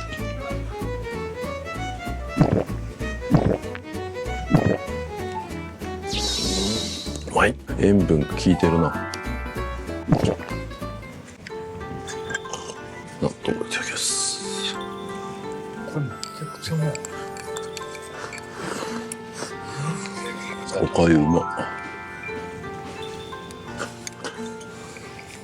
でもさっきのね、その健康の話なんですけど、本当に健康だけを気遣ったらお酒も入れない方がいいし、砂糖も入れない方がいいしってなってくるじゃないですか。でもそれって多分ずっと無菌室にいて生活するみたいな感じだと思うんですよ。だから確かに無菌室にいたら病気にはならないけど、でも世の中には菌がある場所がいっぱいあるわけじゃないですか。だからずっと無菌室にいる状態に慣れてたら、やっぱその菌がある状態のところに行った時に病気にかかりやすくなると思うんですよね。逆に僕は多分そういうところあると思うんですよ。だから全くお酒を飲まないとか自分の好きなものを食べないっていうのは、まあ、確かに体悪くならないかもしれないけど、でも世の中にそうやって絶対に取り入れないといけないシーンがあるじゃないですか。もしかしたらお酒を飲まないといけないシーンもあるかもしれないし、お菓子を食べないといけないシーンがあるかもしれないし、だからそういう時に強くある程度の抵抗力をつけるにはバランスが大事なのかなと思います。言ってること分かりますかね。ちょっとハイレベルなことを言ってる気がするな。アスカ3の会話はやっぱそうなっちゃいますね。そんなことも教えてくれるんですね、このアスカ3の旅は。まさに旅はちょっとこっそり来てます。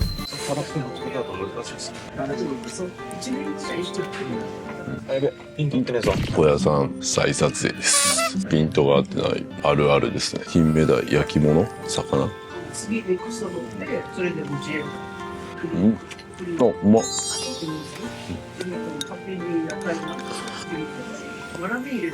すごいですね。後ろの人本当にめっちゃクルーズ乗るみたいですね。やっぱそうした方が多いですね。ニューイヤークルーズからなんかなんちゃらクルーズみたいな。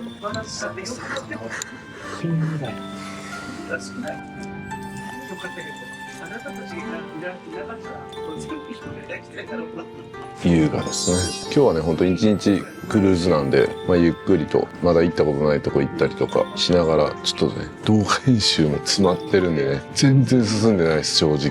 夜作業してたけど、いろんな会話が生まれたりとかして、ありがたいです。じゃあ、あとは楽しませてもらいます。やべえ、こんなクルーズ船で、しかもラグジュアリークルーズでパンツが破れた。これはまずいぞ。オープンスタイルで行くか、今回も。はい、今日もビュッフェに来たらシャインマスカットとかメロンとかめっちゃありますね。フレンチトーストとかフルーツクレープもあります。わらび餅とかまである。こんな感じでいろいろメニューが変わるんですね。細かいことはもう言いませんけど、こんな感じでメニュー変わります。はい、今11時17分ですね。こちらで作業しようと思います。お、もうなんか演奏やってるじゃないですか。すごい。おー、いいですね。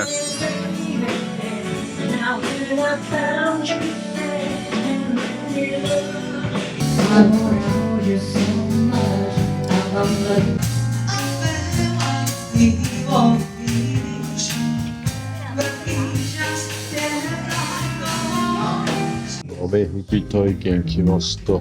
できるんか？ブラボーですね。じゃあやっていきますか。得意の。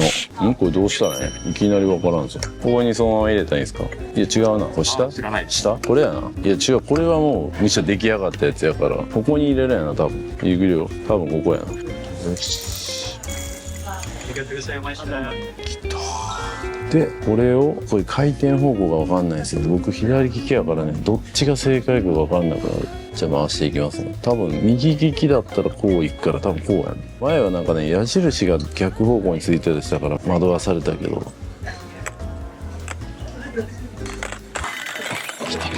来てるわ。よしよしよし。これそもそも左利き回しにくいんですよね。やっぱこれ右の方が回しやすいん。こうやって、持って、もういいね。こんな感じでいいね。ゆるく持って。なるほど。上は力入れて、下はゆるく持って。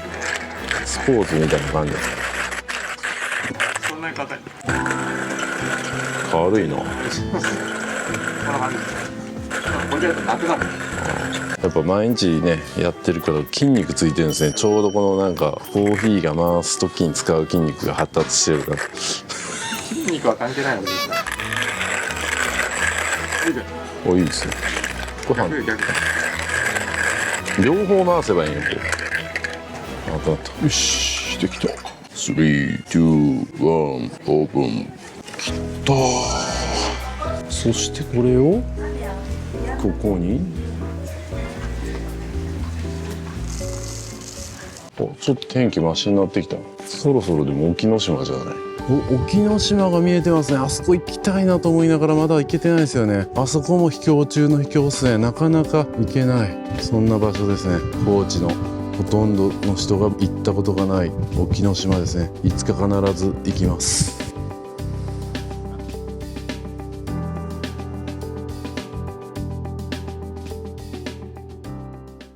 はい、今度次はお湯を入れる500円玉ぐらいのサイズにって書いてる。あ、全然あかん全然下に落ちたこれはむずいな。全然できてないでしょさすがだよ。もっと入れたいんですか。こ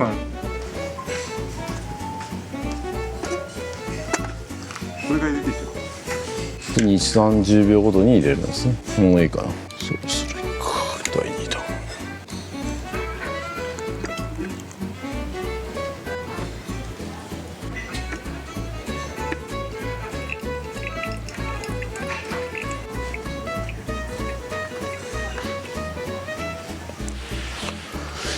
2人分の量ができてる。2人分なの。こういう感じで。そうそう。でも普通に湯をやるとよくないですか。ああ、そうなんです。まあ要は周りにコーヒーの膜をちゃんと作っとかないと風味が染み込んでいかないんで、周りのコーヒーを落とさない方がいい。真ん中を中心に入れた方がいいです。すごいっすね。コーヒーチャンネルみたいになってるな。さっき撮ってなかったけど、ジャーって入れます。お茶みたいもうまずいコーヒーの出来上がりですね。全然変わるんですね、それって。変わりますね。まあでも豆が良ければね、こう入れ方適当でもなんとか美味しさは保ちますね。なるほど。ただ豆が最高品質で入れ方適当の方が豆が最低品質で入れ方完璧よりも美味しいと思います。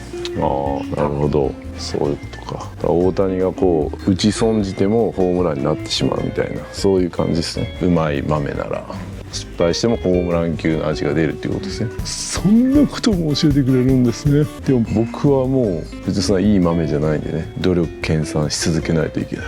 そんなことも教えてくれるんですね。スーさんは？スーさんはいい豆。いい豆ですね。そこに少しでも追いつくためには努力し続けないといけない。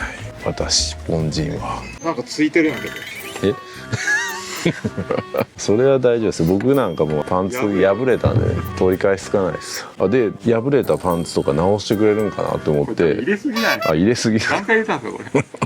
もう終わり。ちょっと話遮られたんで、破れたパンツね、なんかこう直してくれるサービスとかないんかなと思ってレセプションに電話したら、そういうのはやってないと。ただソーイングキットをくれるのか貸し出しされるのかわかんないですけど、まあ、それはあるって言ってました。ただもう僕と小屋さんなんでそんな裁縫をしてくれる人もおらず無念な状態です。もうオープンスタイルでいきます。やっぱみんなとねオープンに話していきたいんでオープンスタイルでいきます。じゃあ飲むか。じゃあこれをそのままもう下ろして、でもう全部右利き用になってる。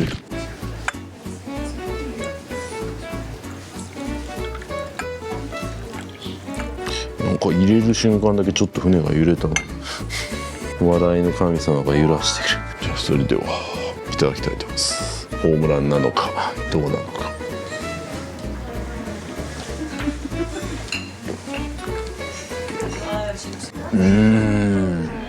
なんか水っぽいな。普通にコーヒー頼んだらよかったかもな。まあうまいですけどね。うまいですけど。入れすぎって言ってんのさ。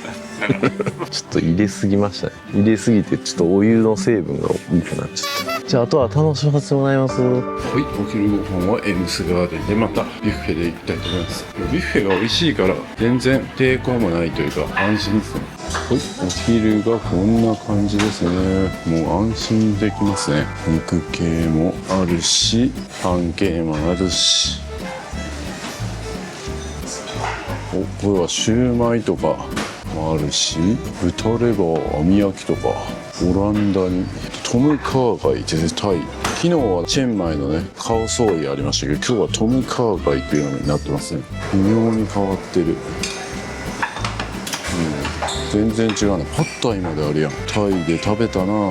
今度こそこのプレミア見逃さないようにしないと。フルーツもなんか微妙に変わってますね。またこんなやつも昨日はなかったけど変わってますね。こんな感じですね。はい、こんな感じでサラダ系もあるし、この辺もなんかもう昨日と全然変わってますね。レンコンの甘辛煮とか夏野菜と昆布の和え物、グリークサラダ、ギリシャ風ベターチーズと野菜のサラダ、ロミロミサーモン、イリオグリーンピースのペーストとコーンのサラダとか全然違う。昨日と吉田うどんとかあるな。前いないにゃうどんやったのに変わってる。こっちのサラダとかはそんなにめちゃくちゃ変わってるってわけじゃないですよ。水瀬鶏の骨付きロースト、豚レバー網焼き、スーダンケバブ、鶏肉のケバブ、なんとかのあんかけ。小屋さんがなんか茶番みたいなことやってますけど、準備中。でもこれは違う。こっちは生きてる。チョコレートがもうダメ。チョコレートの方があったんや。僕まだクリミア食べたことないですよね。マジ？なんか旅行先行っても大体どこにもあるからご当地もんじゃないなと思って結局食べてないんですよ。高いですよね。だからこの機会に無料で食べます。どっちがうまく入れられるか。これ自分でやるんですか？これはやばいな。でご飯食べる前にちょっとこれ先食べます。直前アイスします。撮影してたら生地とか全部なくなってるやん。ちょっと待って、食べたいのにこれ。作ってくれてる。よかった、まだある。そう、やってきました。そうやりますよ。行くぞ。もう数々経験してきたからな。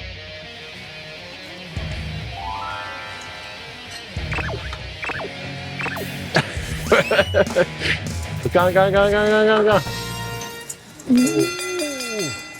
来た？バッチリ。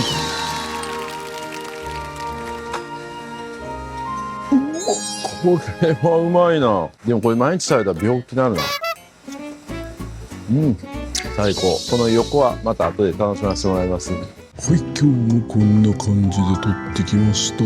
またついつい撮りすぎちゃったのと、仕事頑張らなあかんのにロゼワイン取ってきてしまった。うまそうな肉にレバー、ベーコン、サラダ、そしてタイのスープですね。そしてこの謎の巻物とサンド、そしてフルーツ、シャインマスカット、多分、そしてロゼワインでいただきます。いやちょっとね、僕気がついたんですけど、和食がそんな多くないですね。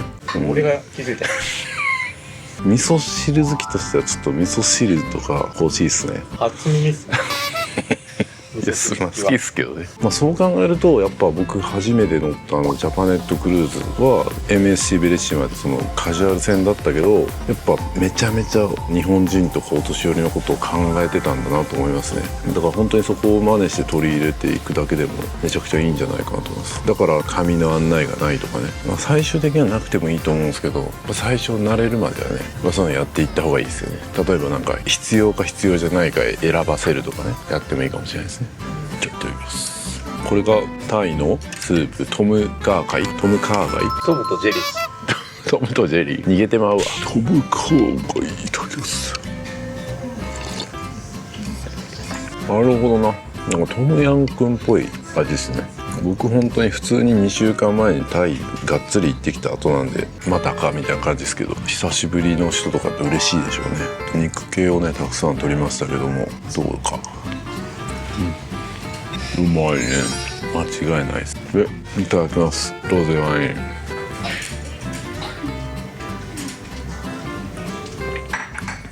うまっ。あとなんか手巻きなんなの、カツを巻いてるのかな。何かのカツを巻いてる。ただ一つ物申したいことがあります。俺さっきこれ食べたからな、完食した後やからちょっと変な感じっす。やっぱデザートはご飯食べた後に食べないと合わねえな。デザート食べた後にご飯とか合わねえわ。ね、食べてるもんは一緒ですけど、食べてる順番とか大事なんですよね。だから僕のチャンネルでもいきなりこの動画でもいきなり下船のシーンから始まったりしたら意味わかんないですね。そういうことっすね。そんなことも教えてくれるんですね。このアスカさんだけね、めっちゃ小声で喋ってます。めっちゃ恥ずかしいね。まさに旅は上司。めっちゃ静か。そういうなんか叫ぶとこじゃない。気をつけてくださいね皆さん。ついつい旅は事故として言いたくなると思いますけど、じゃああとは楽しませてもらいます。はい、今ねちょっとずつ天気晴れてきまして、これが多分大分の方じゃないですかね。僕が行った佐伯の旅でね、九州最東端行きましたけども、あの辺りが見えてるんじゃないかなと思います。ここが今豊後水道を走ってる感じですね。豊後水道はなんかね流れが速いって聞いてましたけども、なんかそんな感じでもない気がします。で、明日の朝ですね、朝の7時ぐらいに博多に到着するということで楽しみですね。こんな感じ、もうバスケとかしてる人もいますね。皆さん今日は思い思いにそれぞれの時間を過ごしてます。もうゆっくりとただ本を読んでる人、泳いでる方、ずっとお酒飲んでる方とかもいろいろです。何でもありですね。バスケしてるのとかいいじゃないですか。割とお年を召した方ですけども、いいっすね。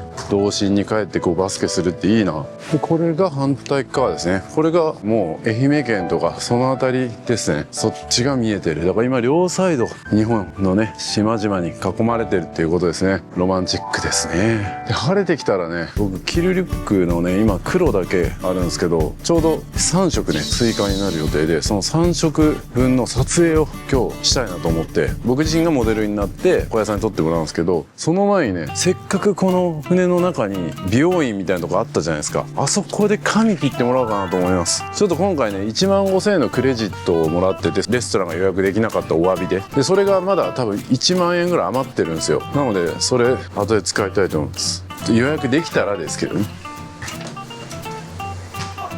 でもなんか今ちょっとヘッドスパみたいなのしてる人いたな。はい、緊張します。今から髪切りたいと思います。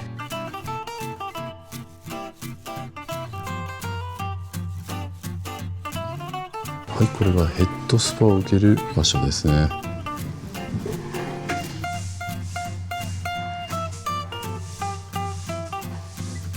今からここに来て人生初めての船の上で髪切りたいと思います。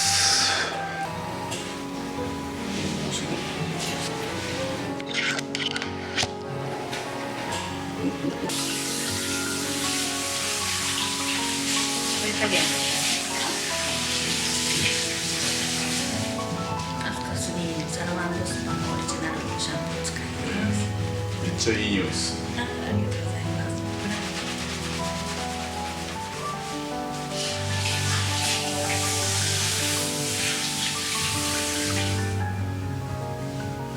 す。こしますね。結構着る人多いんですか？結構乗られるたびに来るって言われる方もいらっしゃいますし、すごい。わざと伸ばして。やっぱなんかこういうクルーズに乗りながら着るっていうのがいいんですかね。決めてきたって言われる方もいらっしゃいますし、今回の3だとヘッドスパのコースをオリジナルで作ってて、ヘッドスパも結構多いです。僕今回ラグジュアリー船初めてなんです。カジュアル船は今まであったんですけど、初めて。でもなんか話聞いてると全然その3と2違うから。そうですね、全然違う。むしろなんか2の方がいいって言ってるから。エンターテインメントが多いですね。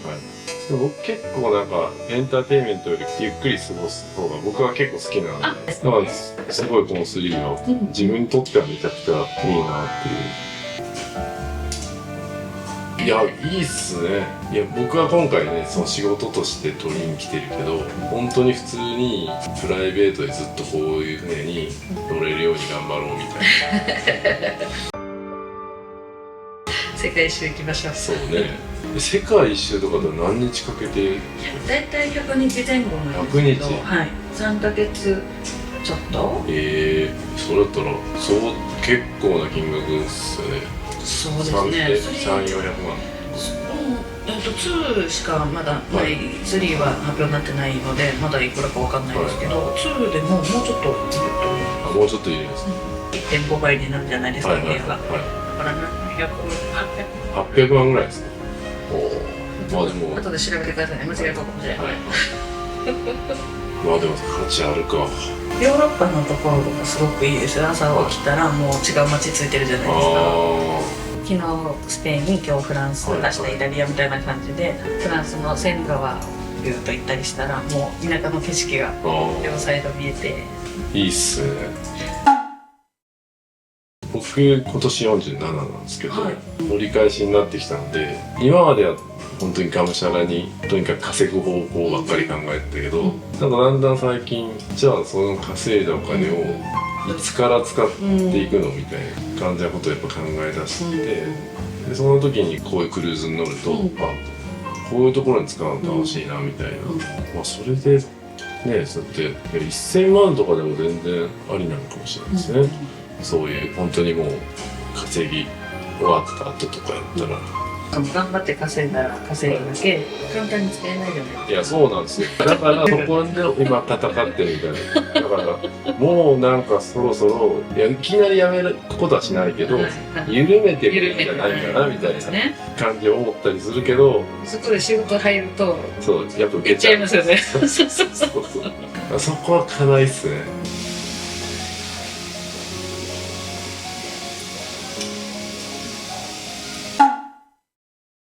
いい感じにしてもらいました。この後ね、撮影したいと思います。いや、世界一周のアスカ行ってみたいな。それは世界一周乗ったら3ヶ月とか乗るから、それは髪も切らないといけないですよね。いや、なんか髪切るとかいるんかなと思ったけど、それは世界一周っているな。理にかなって。しかも海を眺めながらカットするのめちゃくちゃ良かったですね。ぜひ皆さんも試してください。ヘッドスパもいいですね。着るリュックを制服にしてくれるそうですさあやってまいりました。最後にプールで泳ぎます。一応やっぱ泳いどかないとね。正直プールっていうかジャグジー入りたいな。しかもなんか飲めるやん。なんか飲めますよ。ビールは横浜ビールアストオリジナルっていうのは飲める。ビールオンリー？ここはビールだけなんや。でタオルがこっちにありますね。もらっとこう。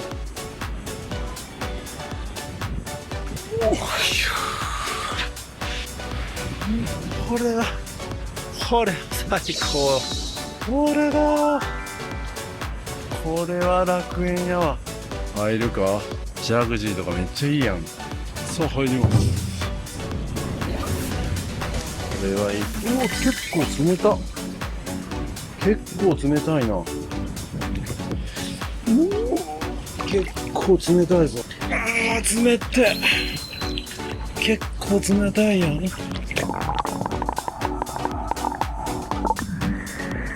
これは冷たいわ。最高ですね。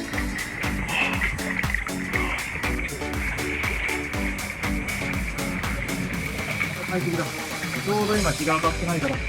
最高。ゆっくり入れるのが最高ですね。やっぱりカジュアル船だとね、もう芋洗いみたいな状態になってたりするんでね、正直あんまり入りたくなかったりするんですけど、これはもう本当に優雅に入れる。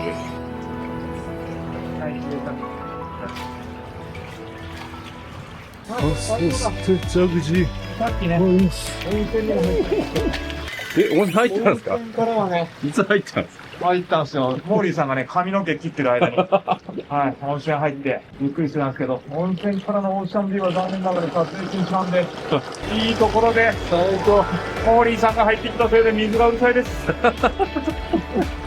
面積が多かった。風呂入ったんや。ぜひぜひ入れたかったな。そう、皆さんは、もう昼にゆっくり露天風呂に使ってサウナに入るっていう贅沢をね、アスカ3では体験してください。アスカ2にもあんのかな？アスカ2もあります。アスカ2も露天風呂あるんですありますあります。はい。なんでアスカクルーズはそんな楽しみ方ができます。めっちゃ静かやし、綺麗にドレスアップした方がね、写真とか撮ってて、目にも優しい。これですね。混んでないからね、こんな2人で大の字に。そうですね。もう、他のクルーズ船ともずらーっと並んで、そこでなんか、お風呂みたいな会話するのもいいですけど、こんな悠々と撮影できませんか？他のクルーズだったら。みんなドレスアップして、僕も水着がドレスみたいなもんからね、言ってみれば。島旅 YouTuber の正当ですから。水着。だとしたらスーツさんがスーツでここに入って、ストップさなきゃいけない。そうですね。ちょうどこういう時に来ない。あとは楽しませてもらいますね。人生最高や。誰もいないアスカ3ですか。あれからまた。もう邪魔するな、何も暑いっすわ。すみません。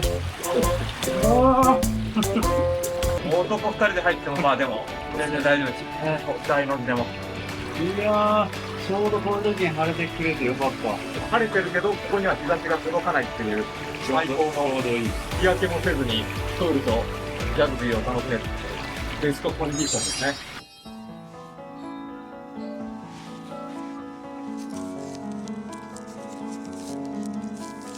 ただのアップルジュースやのになんかめちゃめちゃいいものみたいな感じになってますね。めっちゃ豪華に映してますが、ただのアップルジュースです。はい、アップルジュースいただきます。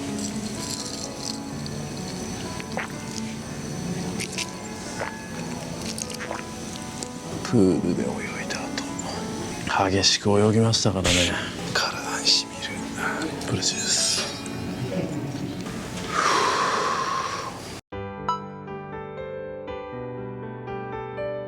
ボンスワルノブレスへようこそ。席までご案内します。これがメニューになりますね。ドリンクは有料になります。僕は赤ワインの10番ですね。シャトー・ド・サルっていうやつにしました。グラスで。デザートワインとかロゼワインとか食後酒とかビールとか有料ソフトドリンクです。でソフトドリンクだけは無料ですね。料理の方がコースになっておりまして、4品6品8品のコースがあるそうで、もちろん僕は8品のコース選びました。ちょっとあんまり食べられないっていう人は4品ですね。でこちらはもう無料でいただくことができます。4品だろうが6品だろうがいただけます。デザートはチョイスしないといけないですね。どれがいいんやろ。洋梨のベルエレーネとか。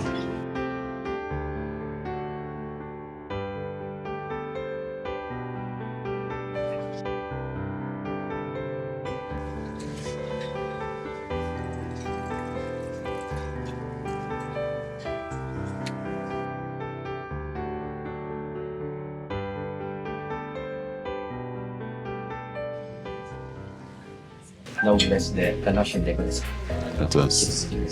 楽しみます。ラブレス。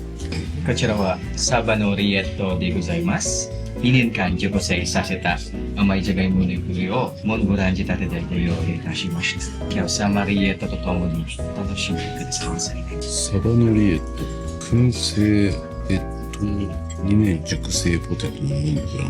はい、それではいただきたいと思います。じゃあ赤ワインで乾杯。は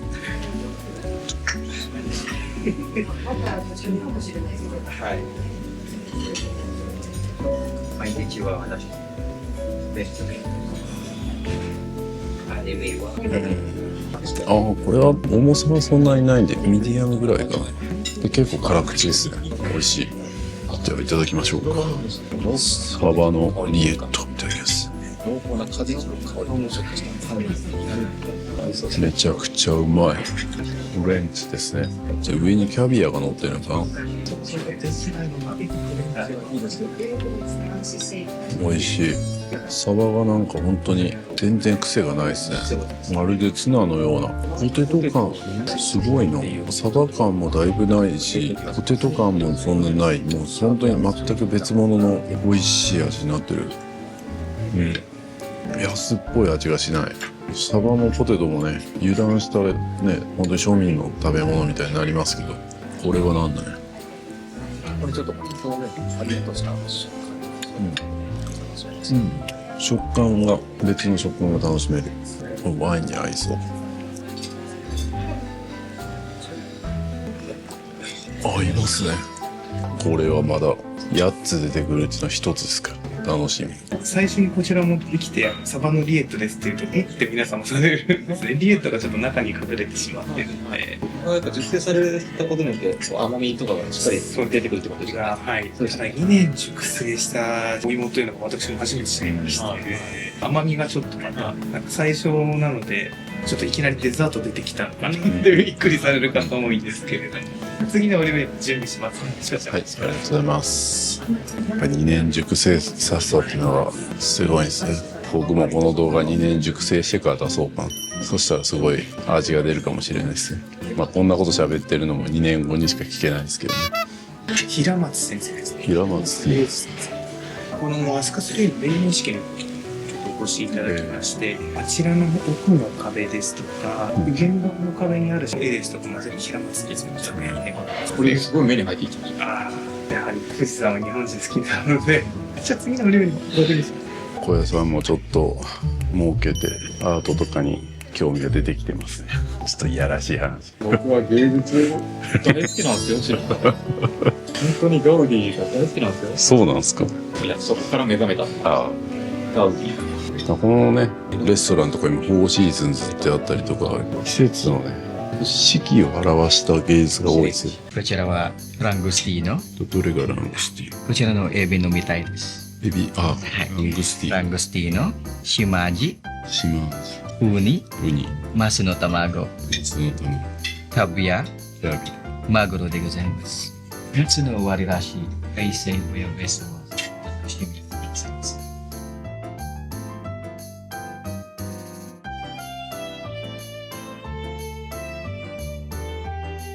フリュイ・ドメール冷製ブイヤベース仕立てです。なんのこっちゃらですが、すごい。はい、それではいただきたいと思います。真ん中のエビからいただく。うまっ。やっぱこうフランス料理ってこのクリーム系の扱いがめちゃくちゃうまいというか、僕もなんか実は別のねプロジェクトで料理チャンネルやってるんですけど、フランス料理のねシェフなんで、やっぱそのクリーム系やらせるとやっぱうまいんですよ。素晴らしいですね。すごいふんわりしてるし、しつこくなりすぎず、泡みたいな感じでも味はしっかりとこうあってね、素晴らしい。でこの後はパンパチだったっけ、なんか忘れたけど島味か高級魚でした。いただきます。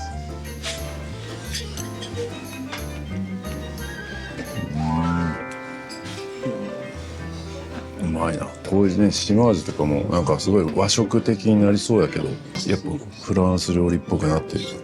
でこれがウニですね。ウニと何かこれカツオかな。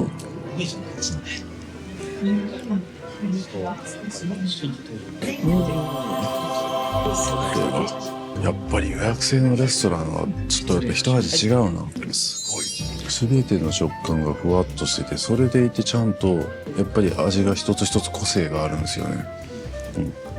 初めて食べる味、まさにフランス料理。これもいただきます。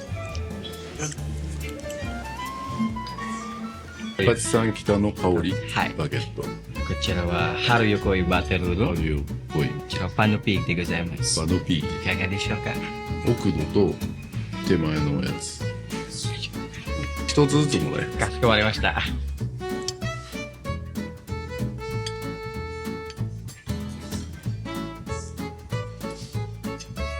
これチーズかと思ったらバターでしたね。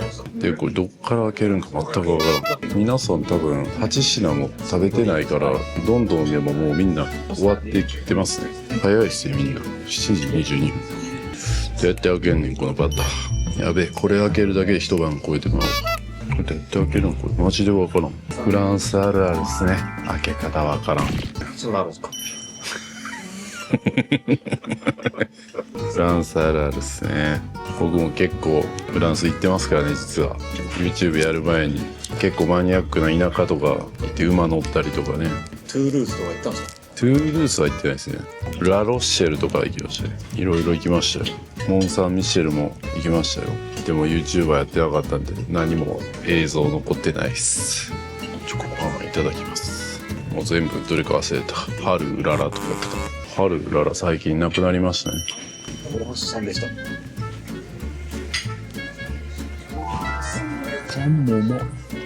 かなか開けられないですね。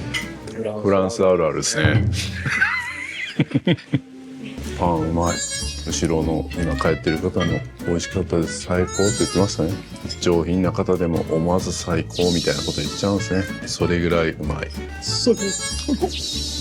ただみんなもうなんか帰っていってるけど、僕らまだ2品目やけどな。大丈夫か。十勝産北の香りバゲット。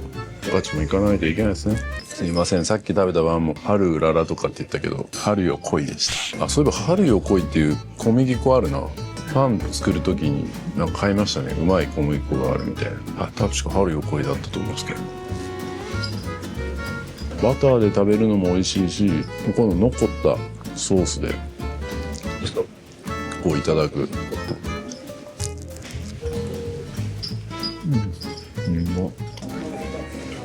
こちらはノブレスのシグニチャーディッシュでございます。キゾコのパテでございます。キゾコのパテは様々な食材が入ったファグラのパテをパイで進んだお料理でございます。ファグラのパテは鴨、ホロホロ鶏、干し磯が豚を使用しております。こちらのジュレは赤ワインとコンソメのジュレでございます。どうぞゆっくりお召し上がりくださいませ。はい、これがこのレストランのシグネチャーメニュー、貴族のパテ。フォアグラとかなんかいろいろパイにしたみたいですね。存在感えぐい。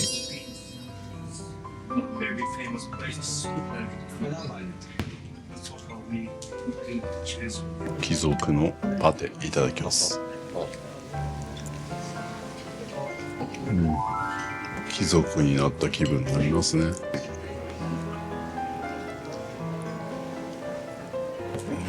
ワインとも合う。このワイン飲んだら巨人になるとかちゃうやろな。大丈夫やろな。このネタ分かるやつおるんか。インパクトすごい。フォアグラだけどね、臭みも感じません。食感が面白いのが多いですね。一つの食感じゃないみたいな。付け合わせなんですが、ご覧になっていただいてお分かりなんですけど、そうですね、使わさせていただいております。お魚の福井県の若狭湾のマハタなので若狭マハタというんですが、こちらにですね、レンコンがございます。奥が栗のピューレと手前赤ワインですね。ご案内します。若狭マハタのロティ、マロンピューレと赤ワインソースでございます。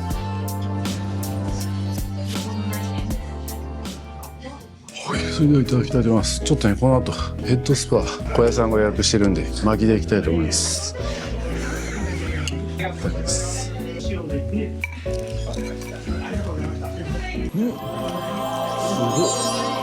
めっちゃうまい。魚がこんなサクサク。食感を楽しませるな。食感って大事やな。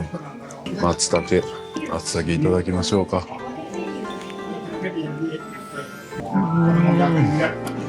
口の中に風味がすごいすごい。若狭マハタってその福井の若狭湾で取れる高級魚なんですね。めちゃくちゃソースもめちゃくちゃうまいわ。これマジで無料でいいの？半端ないやな。そりゃ予約取り合いになるわ。これめちゃくちゃうまい。パンにこのソースを浸して食べてもうまっ。ソースがうますぎるから。ソースがすっきりとした感じですね。ようやく周り誰もいなくなったんで喋りやすくなります。ここからは音量一段上げてお届けしたいと思います。こことか予約できるかできんかでだいぶ満足度変わりそうなの。いや、変わります。満足度が変わるレベル。ちょっとサービスのね、インストの一段階上がるし。巨峰のグラニテです。氷みたいなやつあるね。これをなんかマダムたちが言ってましたね。この方がね、これほんとなんか氷に見えるとかって言ったけど、全然そんな感じないですけどね。冷て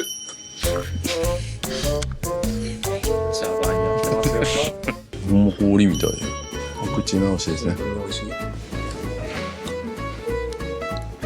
これはシンプルに美味しいですね。なんか今まですごいずっとひねってきてたから、これもこだわりあるんでしょうけど、すごいシンプルに感じるね。いや逆にそうしてるのかもしれん。探してたですね。これ結局シンプルが一番みたいなね。僕もね油断するとどんどん動画凝っちゃって音楽とか効果音とかめっちゃ入れまくったりしちゃいますけど、結局シンプルな方がいいんじゃないかみたいなね感じに立ち返ったりとか、アフレコバンバン入れてたけど何も入れずに景色だけ見せた方が良かったんちゃうかみたいな、まさにそういう感じですね。そんなことも教えてくれるんですね。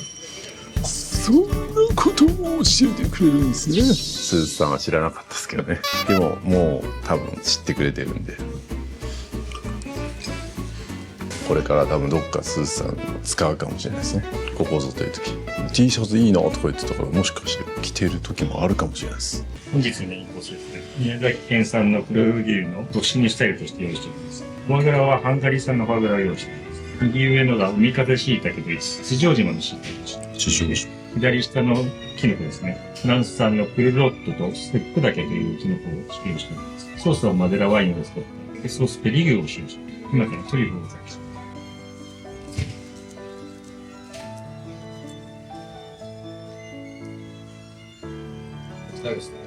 トリュフの本場はヨーロッパなんですが、今夏になっちゃうので、今冬のオーストラリアのトリュフを使用させていただいていますので、冬トリュフとなっています。作業をお楽しみくださいませ。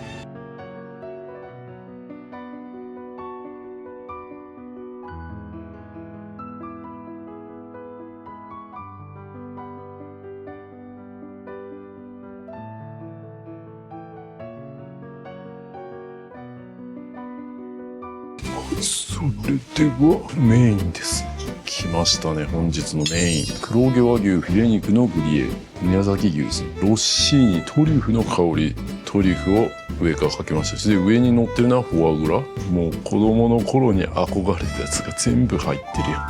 子供の頃にフォアグラに憧れてたんですか？いや、なんか絶対自分には縁がないだろうなみたいな。トリュフ、キャビア、フォアグラ、なんか三大珍味でしたっけ、絶対食べることないやろなと思ったけど、今日全部食べちゃいました。すいません、いただきます。ありがとうアスカスリー。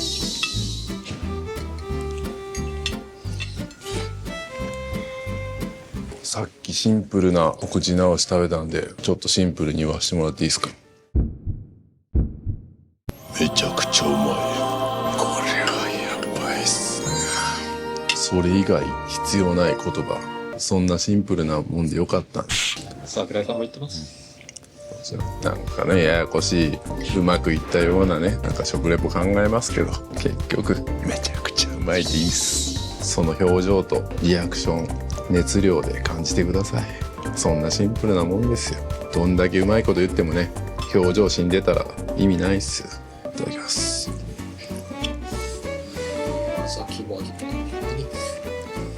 八丈島のシイタケ。なんですね。やべえ、ミスった。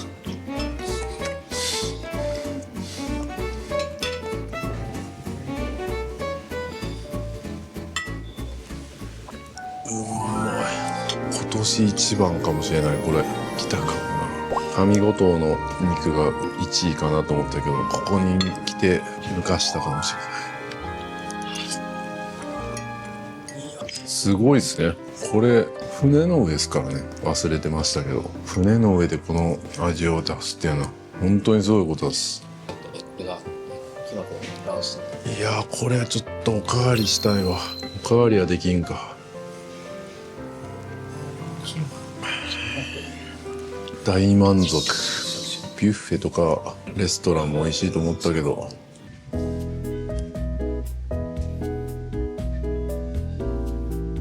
い、それではシャインマスカットとベルベーヌのジュレいただきます。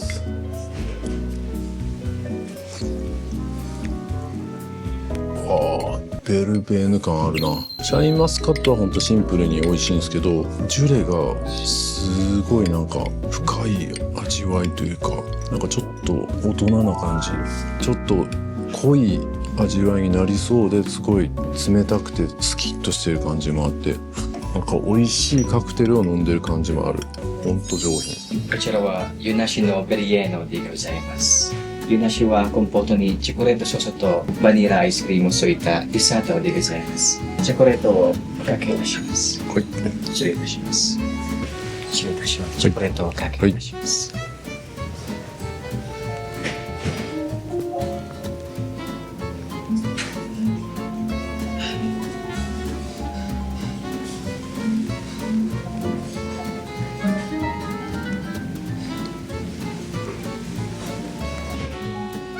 デザートを楽しみくださいませ。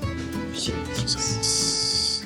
今ちょっとサロンスパの方に連絡させていただいて、デザート召し上がられてるものをお伝えしてますので、30分ちょうどに行かなくても大丈夫かなと思ってですか。あれをお伝えだけさせていただきます。ありがとうございます。はい、ありがとうございます。晴らしい。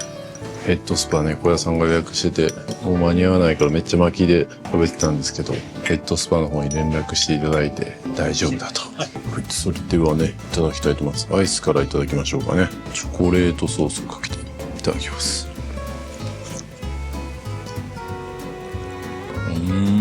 チョコレートがまた結構苦味のあるチョコレートなんですけど、このアイスクリームでちょうどめっちゃバランスが良くなってる。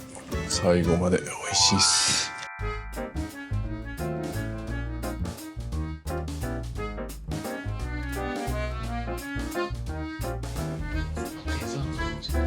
そして僕が大好きなマカロンをいただきます。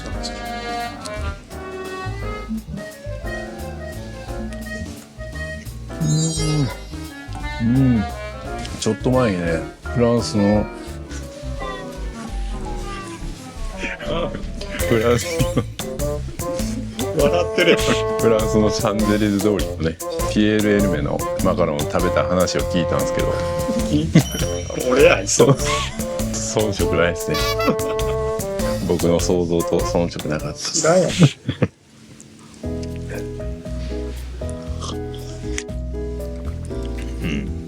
なんかね、このアスカ3乗ってるとそんなにイベントもないし、めちゃくちゃその施設があるわけでもないから、結構退屈するんじゃないかなと思ったけど、時間が過ぎるのが早いですね。それだけ充実してるんでしょうね、こう一つ一つの音が。あと動画編集に追われてるってのもあると思いますけどね。失礼いたします。皆様、実はお楽しみいただきましたでしょうか。最高でした。同じこと言ってしまった。まあ飲めた。はい、ちょっとレセプションでね、クレジットカードの登録を未だにするの忘れてたんで、もう持って行ってやりたいと思います。小屋さんの分もやってくれって言われたけど、できるんかいな、そんな。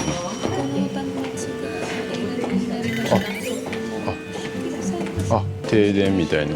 なんかクレジットカードの登録しようと思ったんですけど、今なんか Wi-Fi が雷の影響なんかトラブル発生してるみたいで、一旦できないということで、はい、今8時51分ですけど、ほらここもうほとんど来てますね。福岡この辺まで明日行くんかな。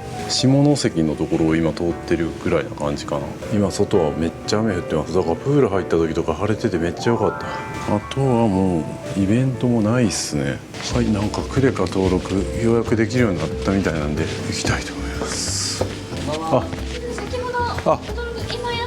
わかりました。ありがとうございます。お願いします。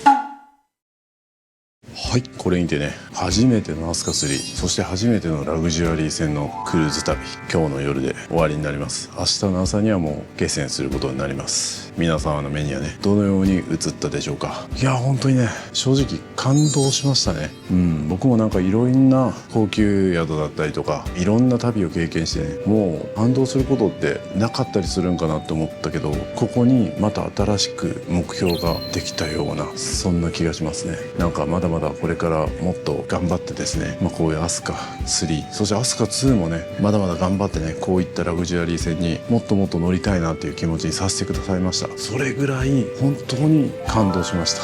この佇まいはもちろん一つ一つの丁寧な対応、そして料理の美味しさ。カジュアル船はカジュアル船でいいところもいっぱいあるんですけど、そこでは得られない本当に貴重な大人な体験ができたと思います。そしてここにアスカ3に乗ってる方々、またやっぱりお値段がね、普通のカジュアル船よりはするので、もうそれに参加できる人たちがここに集まってるっていうところが素晴らしい出会いを生んで、もうただただそのなんかサービスを受けるっていうことだけじゃなくて、本当に貴重な忘れられないクルーズ旅になりました。今回はね、もともとアスカ2に乗ってからアスカ3に乗る予定だったんですけど、今回アスカ3からになったんですが、またねアスカ2も全然違うということで楽しみもできましたし、世界一周できるプランもあるみたいで、それも死ぬまでに一度は体験したいなと思いましたし、これは本当にお安くありませんよ。今回もたった4日間で35万という安いお金じゃないですけど、僕は正直ちょっと無駄金使ったなとか、そんな気持ちは一切ないですね。いや本当に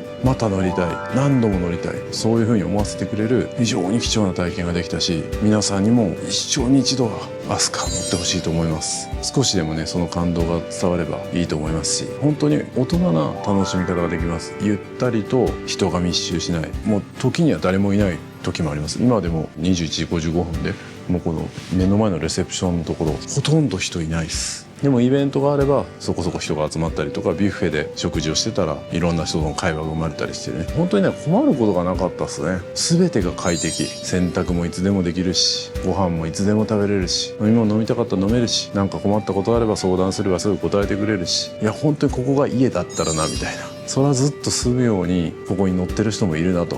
で世界一周でその3ヶ月ずっとこう旅するみたいなのも、今後出てくるんじゃないかなと思うんですけど、いやそらこんだけ快適だったら3ヶ月でも全然いけるわみたいな。で自分で楽しみを考えていくっていうのもここのコンセプトって言ったんで、例えば3ヶ月行くとなった時にいろいろとやることがないみたいなことになってくるかもしれないですけど、そこも自分でこう組み立てていく楽しみがここにあるんじゃないかなと思います。なんか気配感じるな素晴らしい体験になりました。最高です。最高です。ぜひ皆様も乗ってみてください。乗って損は絶対ないです。でもやっぱり予約できるレストランとかは予約できた方が満足度上がりますし、スイートとかにね泊まればその予約って優先的にできるんで、やっぱりそれで満足度上げてるんだなと思って考えられてるなと思いましたね。で普通アスカ2からアスカ3になるって言ったら2のパワーアップ1みたいな感じで普通思うじゃないですか。じゃなかったんですね。それぞれがそれぞれで全然違うコンセプトでそれぞれ生きてるということですね。だから僕と小屋さんのチャンネルで同じアスカの3の動画が出ても全然違うわけじゃないですか。同じですね。同じ動画かなと思ったら全然違う。だからどっちも見るべきだし、アスカ2、アスカ3どっちも乗るべきだなと思います。まだアスカ2乗ったことないけどな、こういうの乗りますけど、楽しみができました。本当はちょっとがっかりしてたんですけどね、3の後2かよとかと思ってたけど逆に楽しみになりました。厳しくアスカ2もジャッジしたいと思いますので、今回みたいに厳しくいきたいと思います。最高でした。コメント欄は優しくお願いします。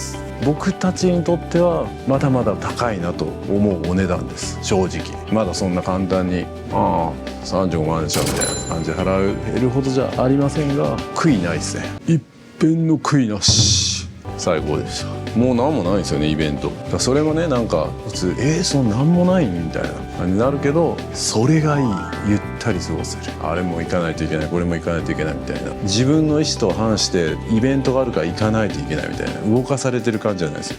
何もないから、じゃあ本でも読もうか、雨にでも打たれようかみたいな、そういう選択ができると。こういう違うものを全て楽しむ、捉え方によって楽しむことができるマインドを持ってるっていうのは素晴らしいです。本当に今の時代に合った船みたいな感じですね。僕たち今まではレールがあってそこに乗っかっていくことが気持ちよかったかもしれないですけど、これからはやっぱ自分で考えて自分自身でそのレールを作っていく、そんなメッセージをこのアスカ3からはいただいた気がします。いや最高でした。まだ続きますんで、明日下船まで何がこれから起こるか分かりません。これ合わせたのめっちゃかっこいいじゃないですか。ありがとうございます。たまたまですけど、ブラックでも今ここ破れて開いてるんでね、めちゃくちゃ恥ずかしいです。みんな気づいてないですけど、ほんま開いてますからね、気をつけてください。でもバレませんでした。そんな細かいことを気にする人は誰もいない。あとそう一つ言っとかないといけないのが服装ですね。このアスカ3はそこまで気にする必要ないです。みんな思い思いに楽しんでます。小屋さんなんか今日一人ホワイトナイトしてますからね、勝手にホワイトナイトしてますし、僕は上だけ今日は買ったスーツ着て、下はもう破れた穴の開いたズボン履いても大丈夫だし、もう T シャツ着てる人もいるし、着物とか和装してる方もいるし、その自由さはいいんじゃないかなと思います。アスカ2は乗ったことないか分かんないですけど、アスカ2は結構その服装は厳しい部分もあると聞いてたんで、その辺は確かめていきたいと思います。皆さんご安心いただければと思います。僕みたいに慌ててスーツ買う必要ないです。でもスーツさんはやっぱスーツ着てましたね。安心しましたそれではあとは楽しませていただきたい。もうお風呂とかね入るかもしれないし、鍛えたりしようかなと思います。ほんまかいずっとやろうと思いながらできてないです。それも自由ですけど、というわけで長すぎるんでね、もう終わりたいと思います。ありがとうございました。最後に鍛え納めしたいと思います。これがいいか、胸筋鍛えたいんでね。どれですか、胸筋鍛えるの。よっしゃ。軽いかな、もうちょっと重い方がいいか。36キロ。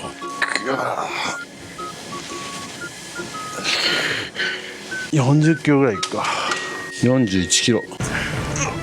これは重い。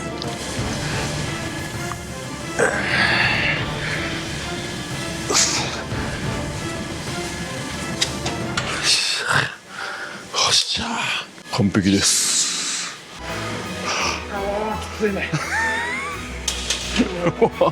さあ一汗かいたんでお風呂入ります。最高ですね。はい、ラストナイトまだ諦めきれなくてちょっと覗きたいと思います。何を諦めてない？誰もいなさそうですが、誰もいません。もう終わりっぽいな。無念すぎる。はい、明日の下船についてなんですけど、どんな感じの手続きになるかっていうのは簡単にね、これ変わるかもしれないんで今の時点のやつを言います。でやっぱ順番的にはそのペントハウスクラスとかスイートクラスとか11デッキ10デッキのお客さんみたいな感じで順番になってますね。で僕らは9デッキなんでグループ4みたいな感じですね。で持ち物は乗船券だけ、お部屋の鍵だけ持ったらいいと。で下船口に行って乗船証の読み取り後専用のご返却ボックスに入れていただきますと。で生産は明日の8時までに生産を済ませると。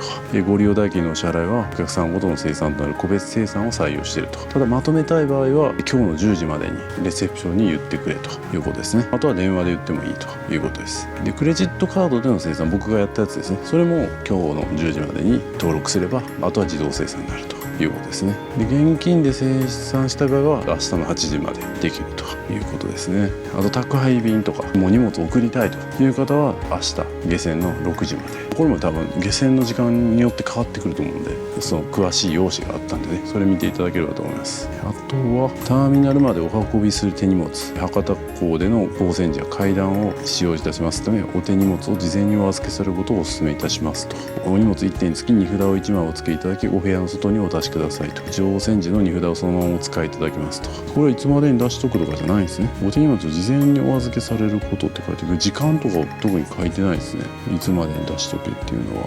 そうですね、そういう感じになってます。それでは最後お風呂入って、あとはね最後まだ2時までねビュッフェのとこも行けるんで、それ楽しみたいなと思います。スパはこんな感じです。ちょっと取るつもりなかったんですけど、なんかこれ飲むの忘れてたからこれだけ飲んどこうかな。マイクもないから口の反応だけで確認してください。アスカビール、最後にアスカクルーズビールいただきます。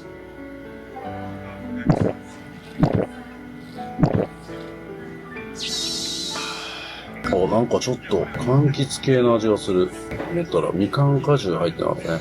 横浜ビール。小屋さんがやっぱ我々の神様スーツさんに会ったのがやっぱ僕ら嬉しすぎて、小屋さんずっとその動画見てます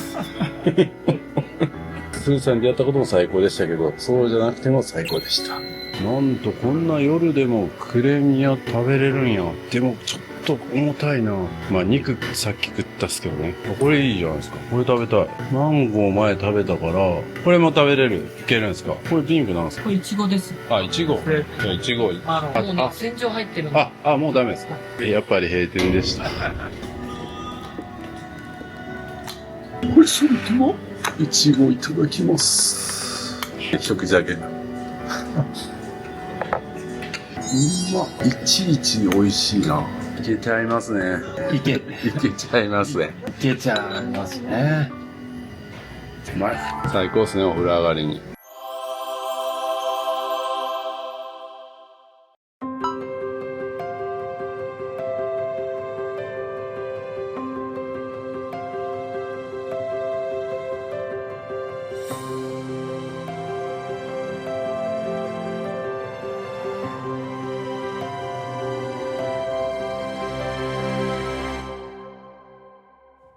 おはようございます。今7時半ぐらいなんですけど、まだ福岡着いてないですね。もうちょっとで着きそうな感じです。福岡の街並みが見えてますね。またこの後福岡の飲み歩きやりたいなと思ってます。鉄板ですね。再生数稼ぎに行くか。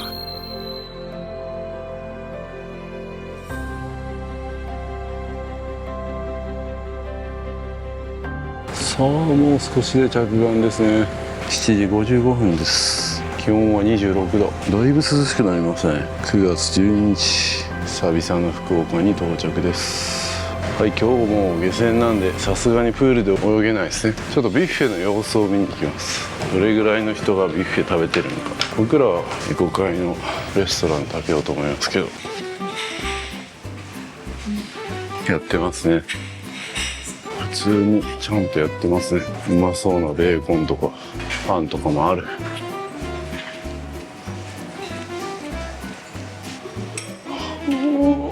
なんとアイス最後食べたいなと思ったけどこれはダメでした。でもこっちのうまそうなパニーニとかパンケーキとかフルーツクレープはある。あ、結構な人が食べてるかも。ドリンクは変わらず飲めそうですね。フルーツもしっかりありますね。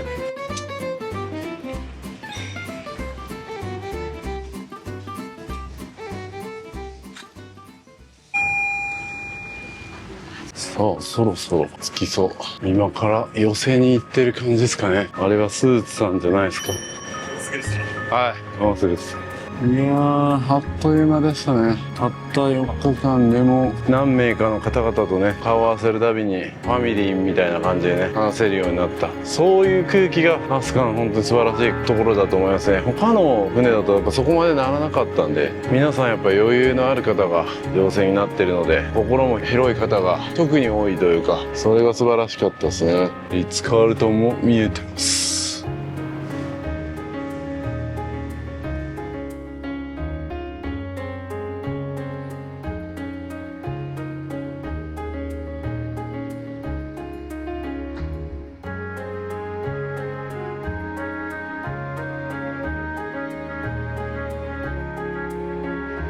博多港は都会なんで手を振って迎えてくれてる人はいなさそうですね。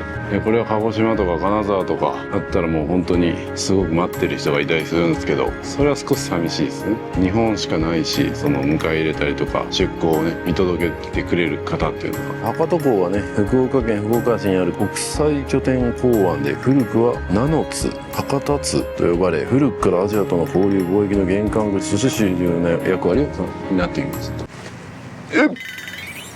なんと強風豪雨の影響により一時的に使用停止してる。全然もう普通に天気やんけ。おはようございます。おはようございます。4シーズン納めします。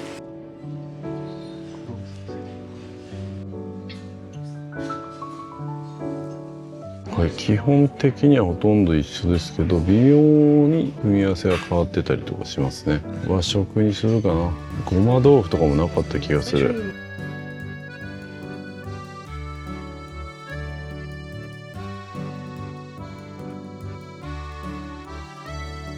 はい、こんな感じですね。ちょっと取りすぎたかもしれんな。基本は和ですね。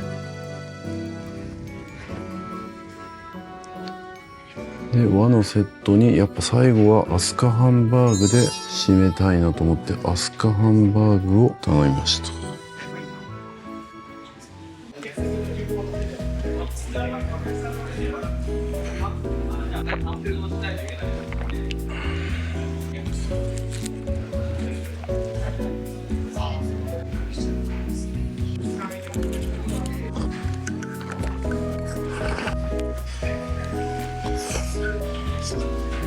アスカハンバーグだけ最後に本気でいただきます。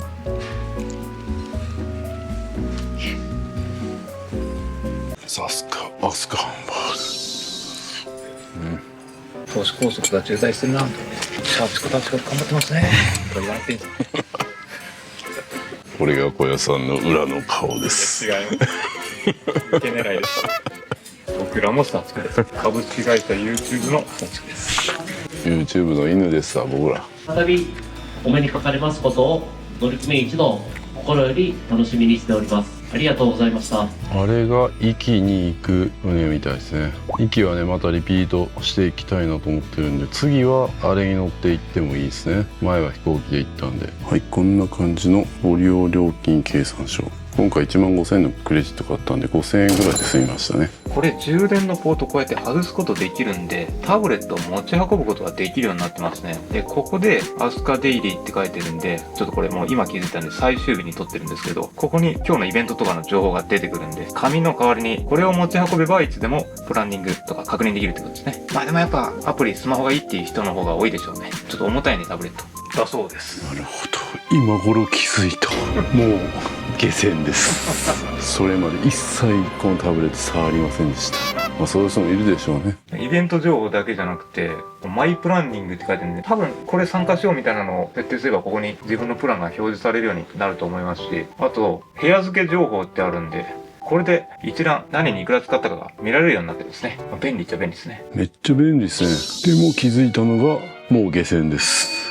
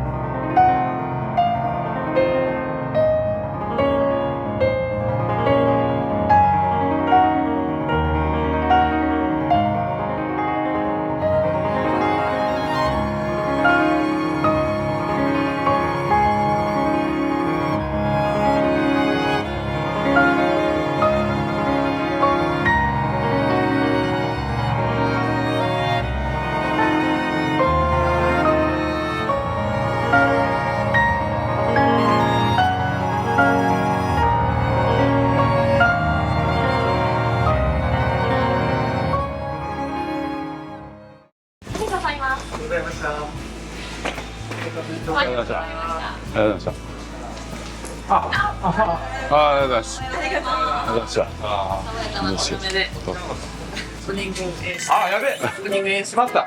手の中にこれ入れっぱなしだった。マジ？何やってんすか。僕がやる仕事じゃないですかそれ。ゲストいただけますよ。ありがとうございます。ありがとうございます。めちゃくちゃ重いです。本当に重いです。持ってくれるのもありがてえな。ありがとうございました。ありがとうございました。ありがとうございます。助かりました。ありがとうございます。歓迎アスカ3。いかがでしたでしょうか。